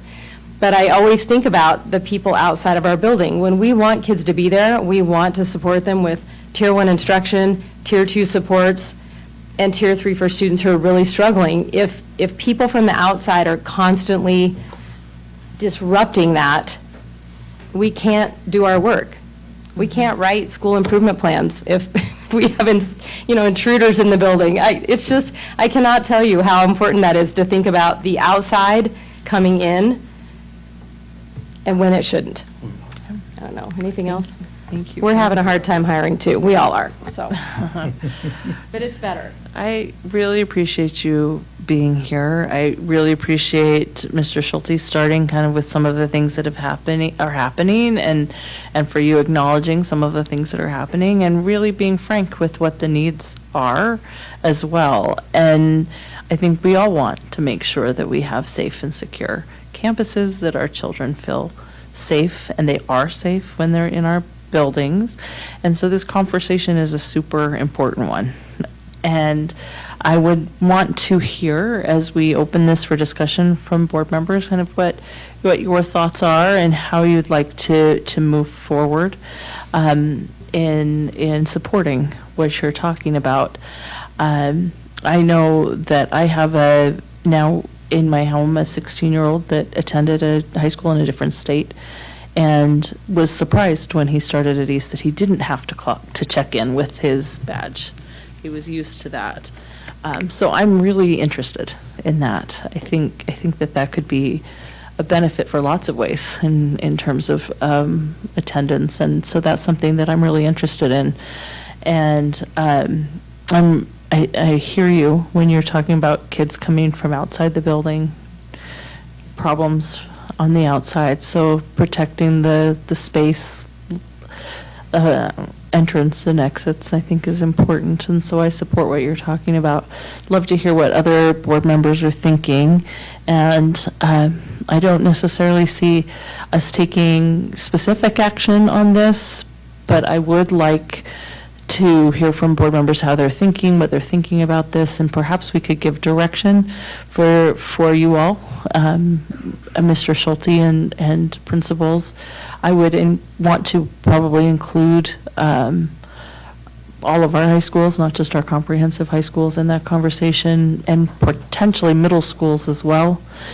And maybe if the board is willing to this, what I'd love to see is have you come back with a proposal for how you would prioritize what resources you need in order to be able to accomplish what you're talking about. Have a plan for what a FOB for students would be, what a FOB for teachers would be. Let us know what the resources required would be for that. I did take an opportunity to see the weapons detectors in that Paul invited us to come and walk through them. Because there's a concern always that we're keeping campuses safe, but we don't want to make them feel like they're dangerous either. And so I certainly don't want students to feel like they're criminals when they're walking into a building, right? They're community spaces. We want them to feel like community spaces. But my mind was changed just a little bit as I went through that. I mean, it was changed as I went through that that opportunity to see them in action, right? It didn't feel like a screening like at the airport. It just was kind of a pass-through, didn't have to disrupt the flow. I would certainly want it to only be a part of a comprehensive plan, so I appreciated you saying that, Principal Wright. I don't think it's the solution. But I'm not sure, fobbing every door is the solution either. And so I think what I'm suggesting, and I'm taking too much time, but is that we have a plan. Like if you could work together to come up with a plan to present to the board at a not so distant meeting to ask for our support on that. All right, every board member wants to speak. Let's just go around the table. Start with. No, start over. Okay, Jenny. Thanks, Christy. I'll go last. Yeah. Was there any other options that you guys dabbled in other than these security things? Like, what other options have you guys ventured into for security for our students?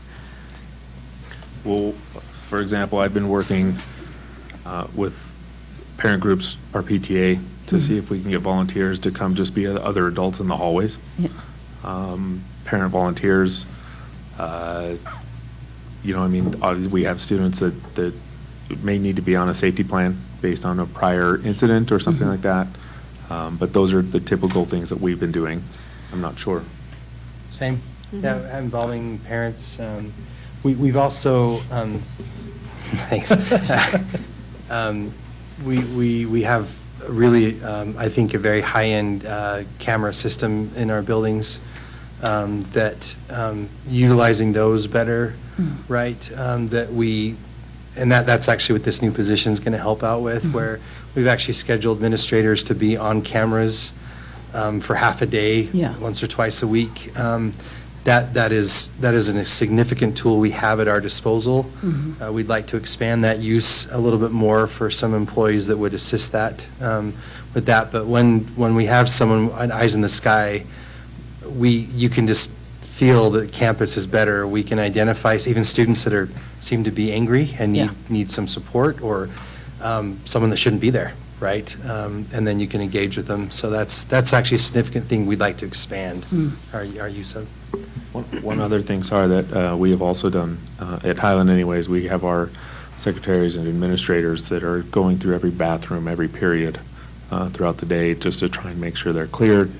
It's not perfect, but at least we're trying to get somebody in every bathroom, every period throughout the day. So that's awesome. I'm just thinking, I feel empathy towards what Melissa says, that, you don't want your school to look like that. When I was at school at East High, we got shot at by a rival. I wasn't in a gang, but there was a rival gang who came and shot at the boys that I was with. And absolutely, I bring up that story because of this. Is there a class or is there a event where you guys understand where these kids come from and their backgrounds and why they do the things that they do, to better understand why, they're angry or raging in that way? Do we offer something like that? Our social emotional learning plan of having a 40-minute block of time where students connect more with other students and with teachers, that's one of the purposes of that time. And that has to do with ethnicity, like, right? Different kind of cultures, or does it have to do with Western culture? I think every student that's, say I'm a teacher and I have 30 kids in my advisory class, and we call it connections. I try to meet each of those students where they are. I try to learn about them. We're trying to make that relationship strong enough that if a parent comes and asks a question or is wondering about their student's grades, that we're going to send them to the connections teacher, because that teacher should have kind of a more global view of each of those students. We do have classes as well, and we have organizations for different ethnicities, and our Techniques for Tough Times class, which has been around for a while, is definitely geared toward learning skills to help you be successful with other people, with yourself, with your family, in school. So we have hopefully something that most students could relate to. And we're stretching people as thin as we can to make all of that happen. I echo what Pam just said. I think reflecting, and this is actually too late, right, when something has happened, when you get in to know a student, often what our experience at West is the students that have really significant problems haven't been in our system very long. Because the ones that really have a lot of trauma in their life, they feel disenfranchised or disconnected to a school, there's almost always, in fact, I'd say in every case I can think of, a significant pretext to that of an effort by our school system to support and to resolve those issues, right? And actually, when we run into situations and you called other previous schools, it's, I know this student, this is how we've helped her, or this is what's worked in the past. And there's been even an offer to help right then, even though they're not their current students. So, but I would say many of the ones where there's a really significant thing, they have not been in system, not just at West, but have not been in our Salt Lake City school system that long. And so it's hard to see that early enough to have an intervention until something happens. Did that kind of address? Yeah, no, absolutely. I don't want to sound like I'm not for this. Yeah. You know, I have a kid that, you know, our safety means a lot, actually, all of my kids. However, I do understand what it could possibly do, you know, these security systems. And I'm saying that when I was in high school in the Salt Lake City School District, I felt like we had more gang violence back in my time than we do now. Yeah. And so I'm just like, why are we, you know, these systems hoping to come to fruition for what? Like, have we increased in violence? Have we, you know, is it literally out of our control, you know? That's a great question. And maybe that's one for another discussion, right? I just think maybe looking at what is happening in the country with shootings in different rounds, that's where maybe it's a little bit different, and I don't have that data right with me. But one thing about this I just want to highlight, I know say a student goes through a safe school process, Yeah, there's that's always amazing. a significant restorative element to that report. In fact, that's the bulk of it. This is how we support the student going forward. This is how we repair those relationships. This is whether it's the placement is changed or that, I know in sitting in those safe school hearings, that's the bulk of the conversation, is the repairing and restorative process to support that student as they come back from something that has been more significant there. So that's just something that I think has to be highlighted and celebrated for what Emily's department does. It's been very positive on that end. Oh, no, for real. No, It's amazing. You're absolutely right. But yeah, I don't mean to sound like a Debbie Downer or anything. I just wanted to get good more questions. understanding. Good questions, Jenny. And you know, I support. You guys are in the schools every day. I value and I trust everything that you guys are trying to do for your individual schools. Thank you. Thank you, Jenny. All right. Lydia, did you have something you wanted to contribute? So I think, first, thank you for all your work on this, and just like in general for your work. I think growing up, I think like Mr. Schulte mentioned, like magnets in doors. I remember like even when I was in elementary school, there was always like magnets in the doors, like with the like it was like the students even as young as like third grade understood that there was a magnet in the door in case someone came into the school that wasn't supposed to be there, and like we needed to lock down. And so I think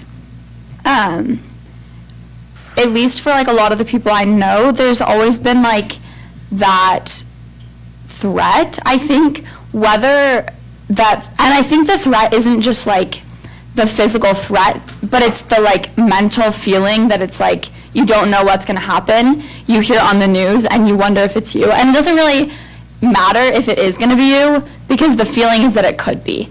And so I think making the safety improvements isn't just important for like what it could actually do, but I think also just the feeling of student safety. But I also think that all students deserve to feel safe, and some of these metrics, like surveillance and can make students feel like they themselves are the problem. Like if we have people watching in the halls, even if like their main purpose is to prevent people who shouldn't be there and to keep them out, I think it's important we keep in mind that students don't feel like they're the problem or like they're the reason, like they need to be watched. Like I think, yeah, those are just my thoughts. But I think I support like all the specific security measures, but I just think in general it's important that we keep in mind like students feeling like these programs and these things are to protect them, not to protect other people from them. Thank you. Thank you, Lydia. Thank you. Mohammed, go ahead. Thank you so much for everything you're doing out there. Yeah, I don't know how you do it, but you do. I mean, just when I go visit East and I ask a student to go to a classroom, and they just look over, you know, it's like, who are you? Talk to me, you know. At that point, there is not much you could do, really. You just like, just go to your class, you know. So, but I only, you know, words are not enough to express to you how much you're all doing out there to make sure that those kiddos are safe.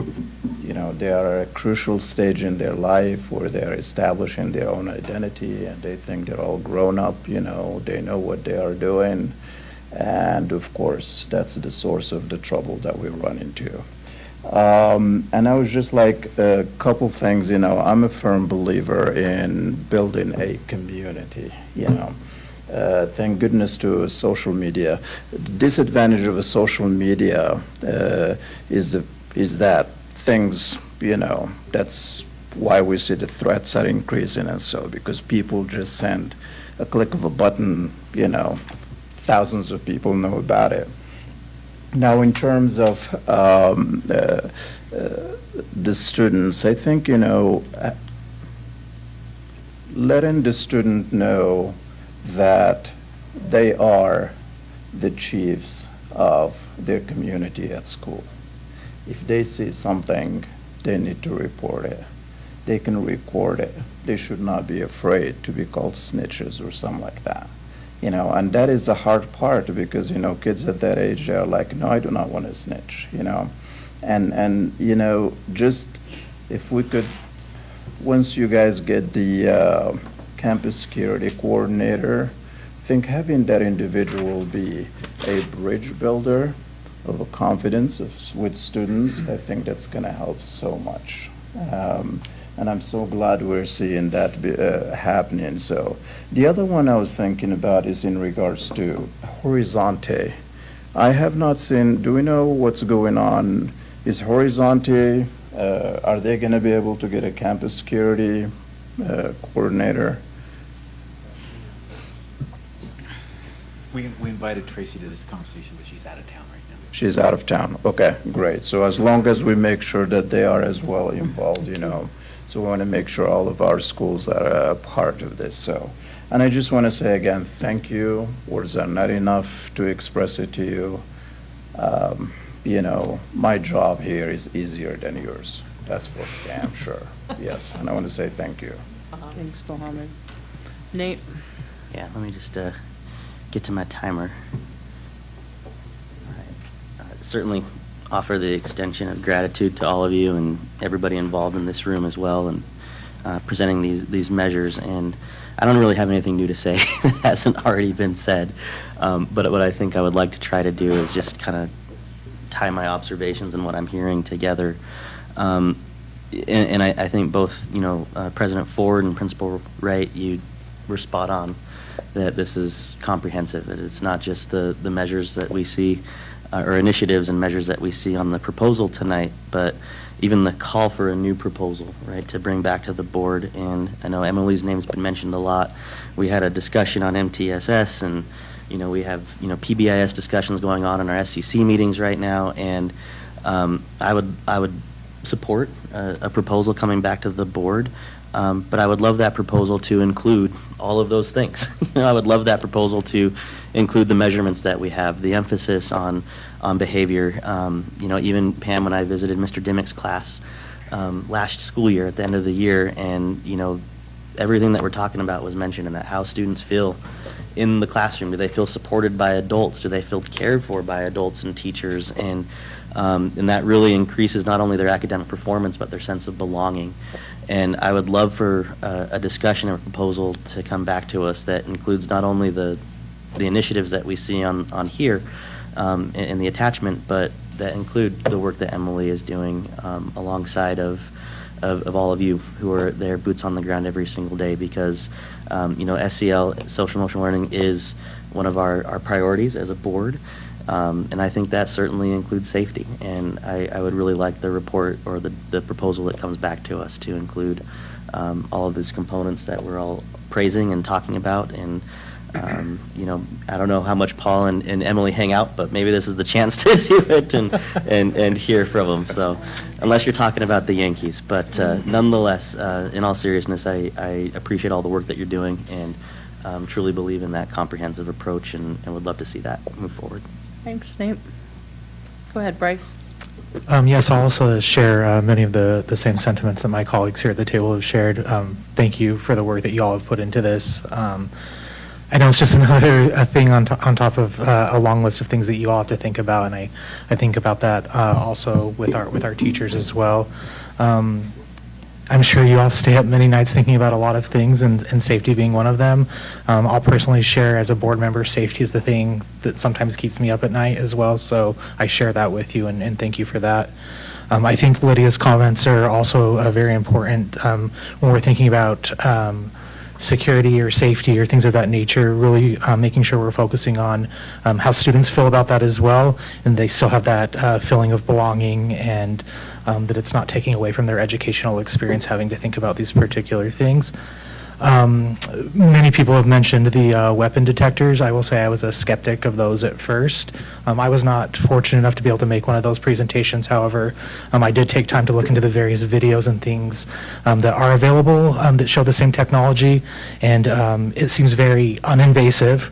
So my mind has been changed on that, just doing a little research myself.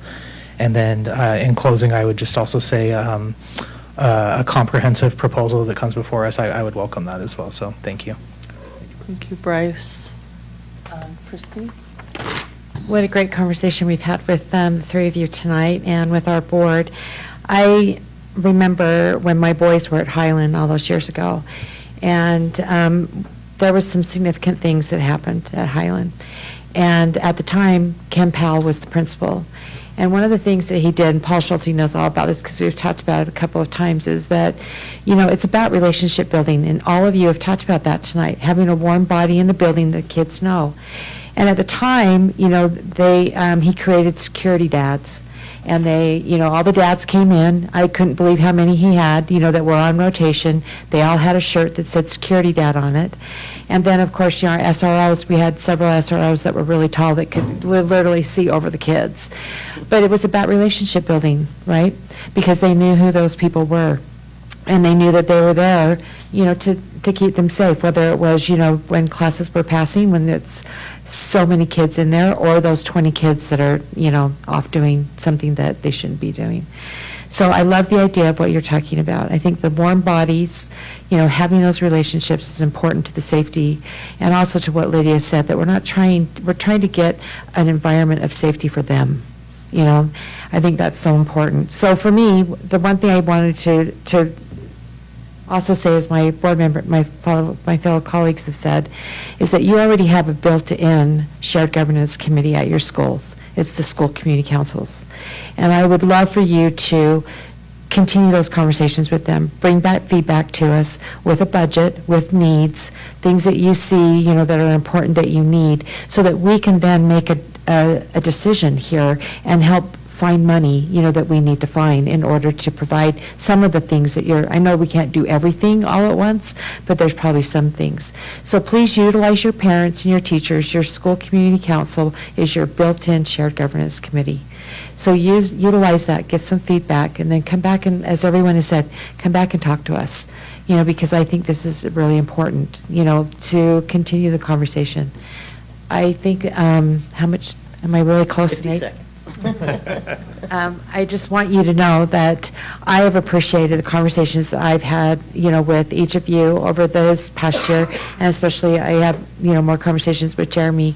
I think it's been so important that I know what's going on, because when I know, then that helps me. If I'm in the dark, then we don't know, and we don't understand. Like as what Jenny was saying is, tell me what the levels are, tell me what's going on, help me understand how you're dealing with the cultural differences. So anyway, I think that it's just the further conversation down the road, so thank you. Thanks so much, Christy. Catherine, did you have something you want to add? I think people have said things very eloquently tonight, and I appreciate what other board members have already said. I agree with a lot of what Nate said about social emotional health, and I'm glad that's one of our goals, that we've kept that as one of our goals. I hope we can continue to look at, we mentioned earlier, that the letter that we received about our school district psychologists and the pay that they're receiving was concerning to me, and I hope we take a careful look at that. I hope we can continue to really emphasize student mental health. And I think that that'll make a big difference. And I really want to underline what our principals have said about other people causing the problems at the high schools. It seems like that's really significant. And what we can do to help them to make sure that other people do not show up at our high schools that are not supposed to be there would be important. So I'd be interested in having their ideas about that, because it seems to me that a lot of our problems happen when we have people come to our high schools that don't belong there.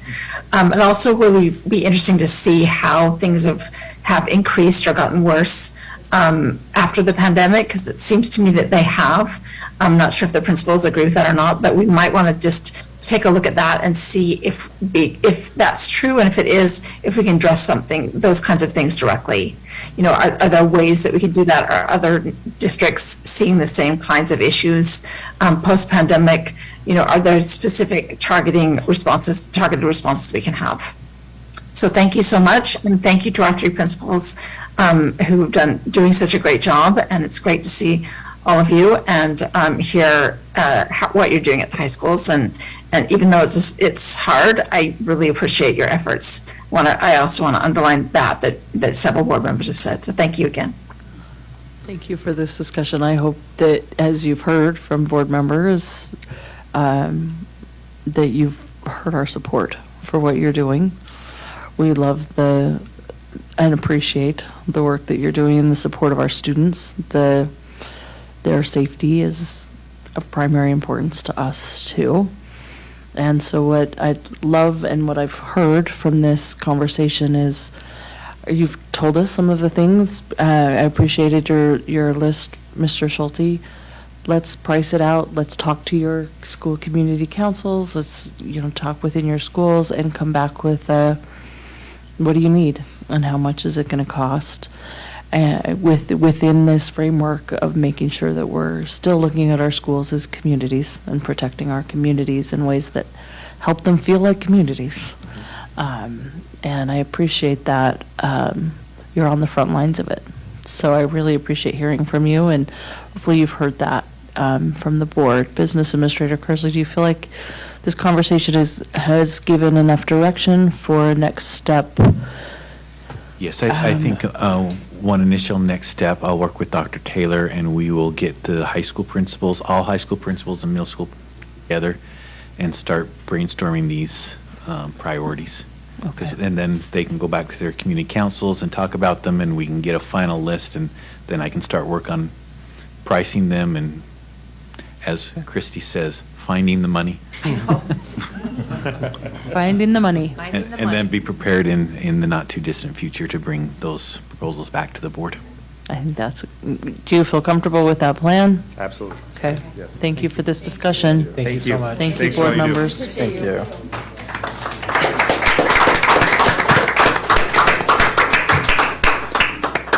Thank you.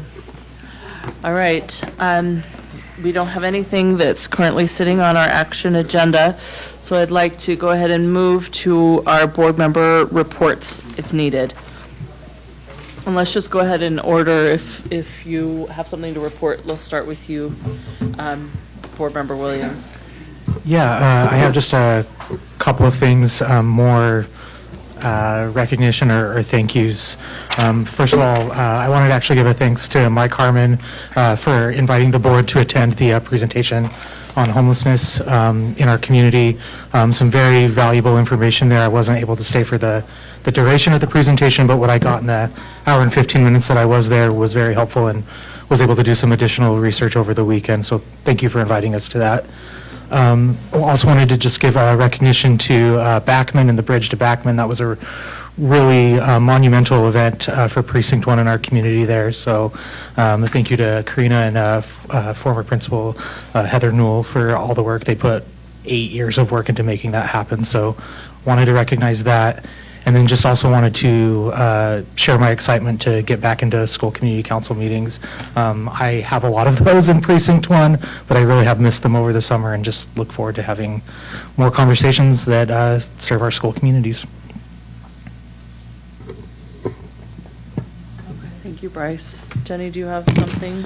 I just wanted to give a shout out to James Yapius left, but everything that they're doing in the community, especially for this new recent track. Yes, we haven't officially opened it up yet.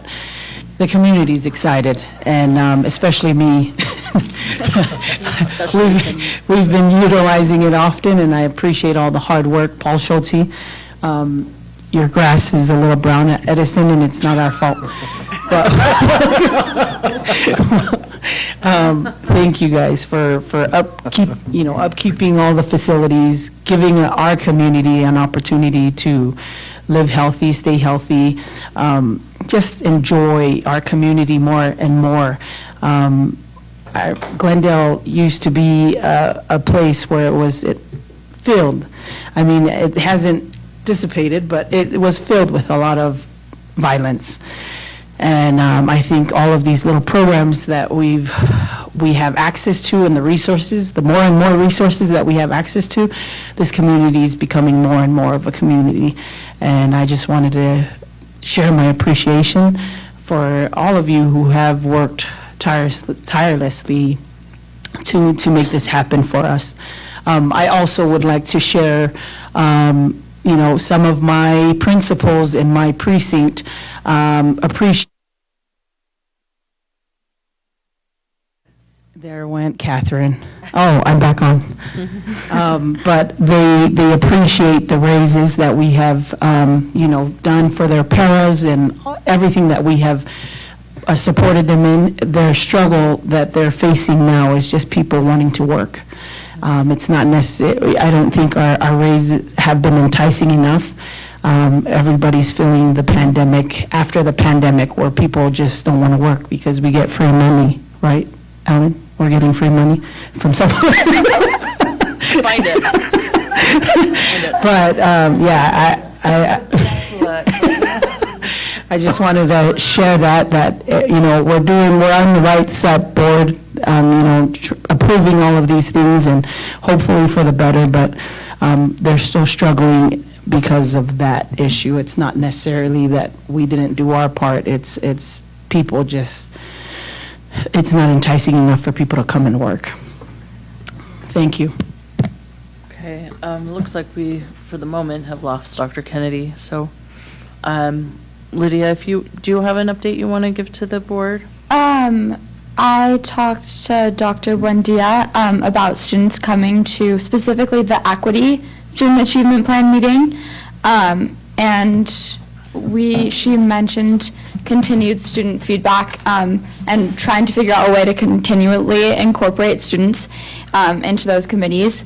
I haven't done much outside work on this, but I would like to bring up board member Sika's idea from a few meetings ago about having a school board meeting at a high school, or about, even if it's not like an official meeting, but having school board members go to the schools. I know that you all go to the schools frequently, but maybe going to the schools with the explicit intention of meeting students, and with like answering questions or having them offer suggestions. So I would say we should, if possible, put that on a future agenda. Love it. Thanks, Lydia. I'm writing it down. All right. I'm sorry we lost you. Catherine, do you have an update you'd like to give? I could hear you all the entire time, is what I was saying. You were always with me. So thank you for noticing right away, Jenny. That was nice. So I just wanted to remind the board that tomorrow night is the USBA Fall Regional meeting schedule. It's at the USBA office in Sandy at 6 p.m. and those dinners are always fabulous. So I hope that you can make it for the entire board. I hope you guys can make it. And the information, the dinners are fabulous, and the information is really strong too. So I hope that that's something that you can attend. And then I wanted to also say that I heard today that one of the schools in my district, one of the elementary schools in my district, does not have an aftercare program, which is interesting to me. So I hope we can have a report on that quickly, Melissa, and hear about what the situations are for our aftercare programs, and what kind of problems they're having with staffing, because that's a big issue for parents, I think. Yes. And then finally, I'm wondering when we're going to get enrollment reports. That usually happens right at the beginning of October, but I know that things are a little bit. So usually the count is October 1. We usually get them the first meeting in November or October. For the second meeting. We usually shoot for the second meeting in October. All right, good. So we'll have that soon. And that will be, good. Thank you, Sam, for that. Yeah, thank you so much for getting that information, because I think that'll be really important for us to look at, and I think that the board needs to really think carefully about how we time. Several people have brought this up to me recently, but how we time thinking about school realignments and district populations, and I'm not sure if we can continue to wait. So it seems to me that it's an urgent issue that needs to be dealt with. And I'm sorry we didn't deal with it this year, but I do think it's something that needs to happen quickly. So I would just say that, and thank you to everyone for interacting with me on Zoom. Thank you, Catherine. Nate, do you have a board report? No, I don't have one this evening. Thank you, Nate. I appreciate all you do. Thank you. All right, Mohammed? Good. Thank you, Mohammed. Christy? You don't want to go before me? No, I can go before you. If you want Christy to, wants the last word. No, you know what? Actually, I'll go now. I'll go now. No, now I don't want to go. I want to go now. Now I'm going to go. I do not want the last word. But, so I'll go. Thank you, Christy. Several months ago, Jennifer Newell came on as a representative from the mayor's office, and we talked to her a little bit, and we're so excited that you're in this role. And the board talked about wanting some more interaction with the mayor's office, and in brainstorming with Jennifer and hopefully with your support, we'd like to do a joint board meeting with the mayor where we set an agenda that has priorities from our agenda. So it's a joint agenda. So things we've been talking about, like affordable housing, like after-school programming, some of those things. Those are some ideas that I might have that we've kind of already been talking about, and would love to schedule a meeting and invite the mayor to come to our space with a joint agenda and to have a conversation together so that we are connected as a city and the district. And with your support, I would like to get on making that happen. So I just love to hear what your thoughts are, not necessarily right now, but as we move forward. It's something that if you've got questions or how that might look, I'm totally open to how it could look. But I do think if we could get that on a schedule and maybe in a routine way, an annual kind of way, invite the mayor to our space, whoever the mayor is, and create that strong partnership that we are always looking for. So that's something that I've been thinking about, and have really appreciated the role that Jennifer Newell has taken in making that connection between us stronger. So thank you for that. I want to thank the board for their hard work and everything that you do. It's certainly been challenging, but I really appreciate the cohesiveness I feel from all of you, and the support for this work. And I think we had a really good conversation tonight. This board meeting covered a lot of topics, a lot of depth, a lot of breadth. So I appreciate the work that you put in to be ready for these meetings. And then I appreciate the work of all of you who are here. Thank you. Christy, you can have the last word. Maybe we'll let Alan have the last word. Okay. We'll let Alan. You can There have you the go. last word, Alan. I think that I appreciate that the enrollment report was brought up by Catherine. I always look forward to that.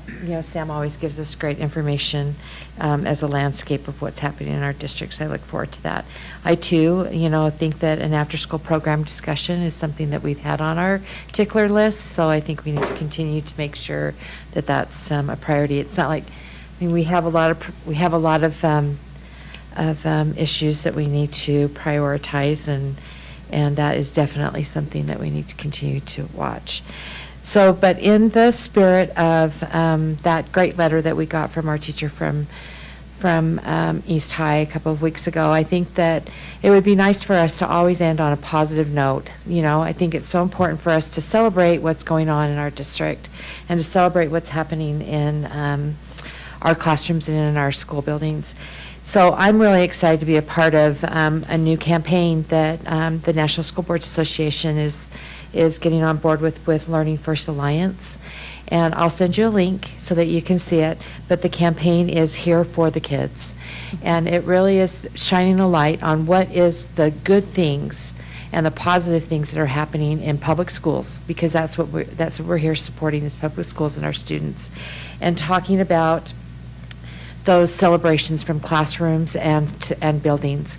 I would love for us to think about it as a board, to sign on. There's a really great toolkit, that we can look at as a board, and that we really think about at the end of each of our meeting, or maybe it's the beginning of our meeting, wherever you want it, whatever we want to do, but to end on a positive note and to celebrate what's going on in Salt Lake City School District. I love the Celebrate Salt Lake City School District hashtag. That was really fun. Thank you, Dr. Hulp. Who was that? Thank you. Yeah, thank you, Communications. I love that. Thank you. All right, do we have, Alan, you want to take the platform Well, here? I think if we want to end on a positive note, it probably shouldn't be me. But I will note, if we adjourn now, we're out 15 minutes ahead of schedule. Oh, That's a positive note right there. okay. So before we adjourn, we've completed every item on our agenda. I would like to get the board's feedback on if we could end. It could. How am I going to say? I'm tired. I would like to have another closed executive session for the discussion of purpose of discussing litigation updates. And if the board is willing, I would, before we adjourn, take that motion to convene that. Is it just for litigation? Just litigation updates. I'll make that motion. I move that we go into closed executive session for the purpose of litigation on October 4th, 2022 at 8:45 p.m. Second. A motion by Christy, second by Nate. Closed executive session for the purpose of discussing litigation. Is there any discussion to the motion? Okay, seeing none, we'll start with Precinct 5 and Board Member Bay. Mohammed, yes. Melissa Ford, yes. Christy Sweat, yes. Bryce Williams, yes. Jenny Seeger, yes. Catherine Kennedy, yes. Nate Salzer, yes. Okay, thank you. We would like to adjourn the public session of this meeting, everyone. and thank you all for being here. We appreciate you.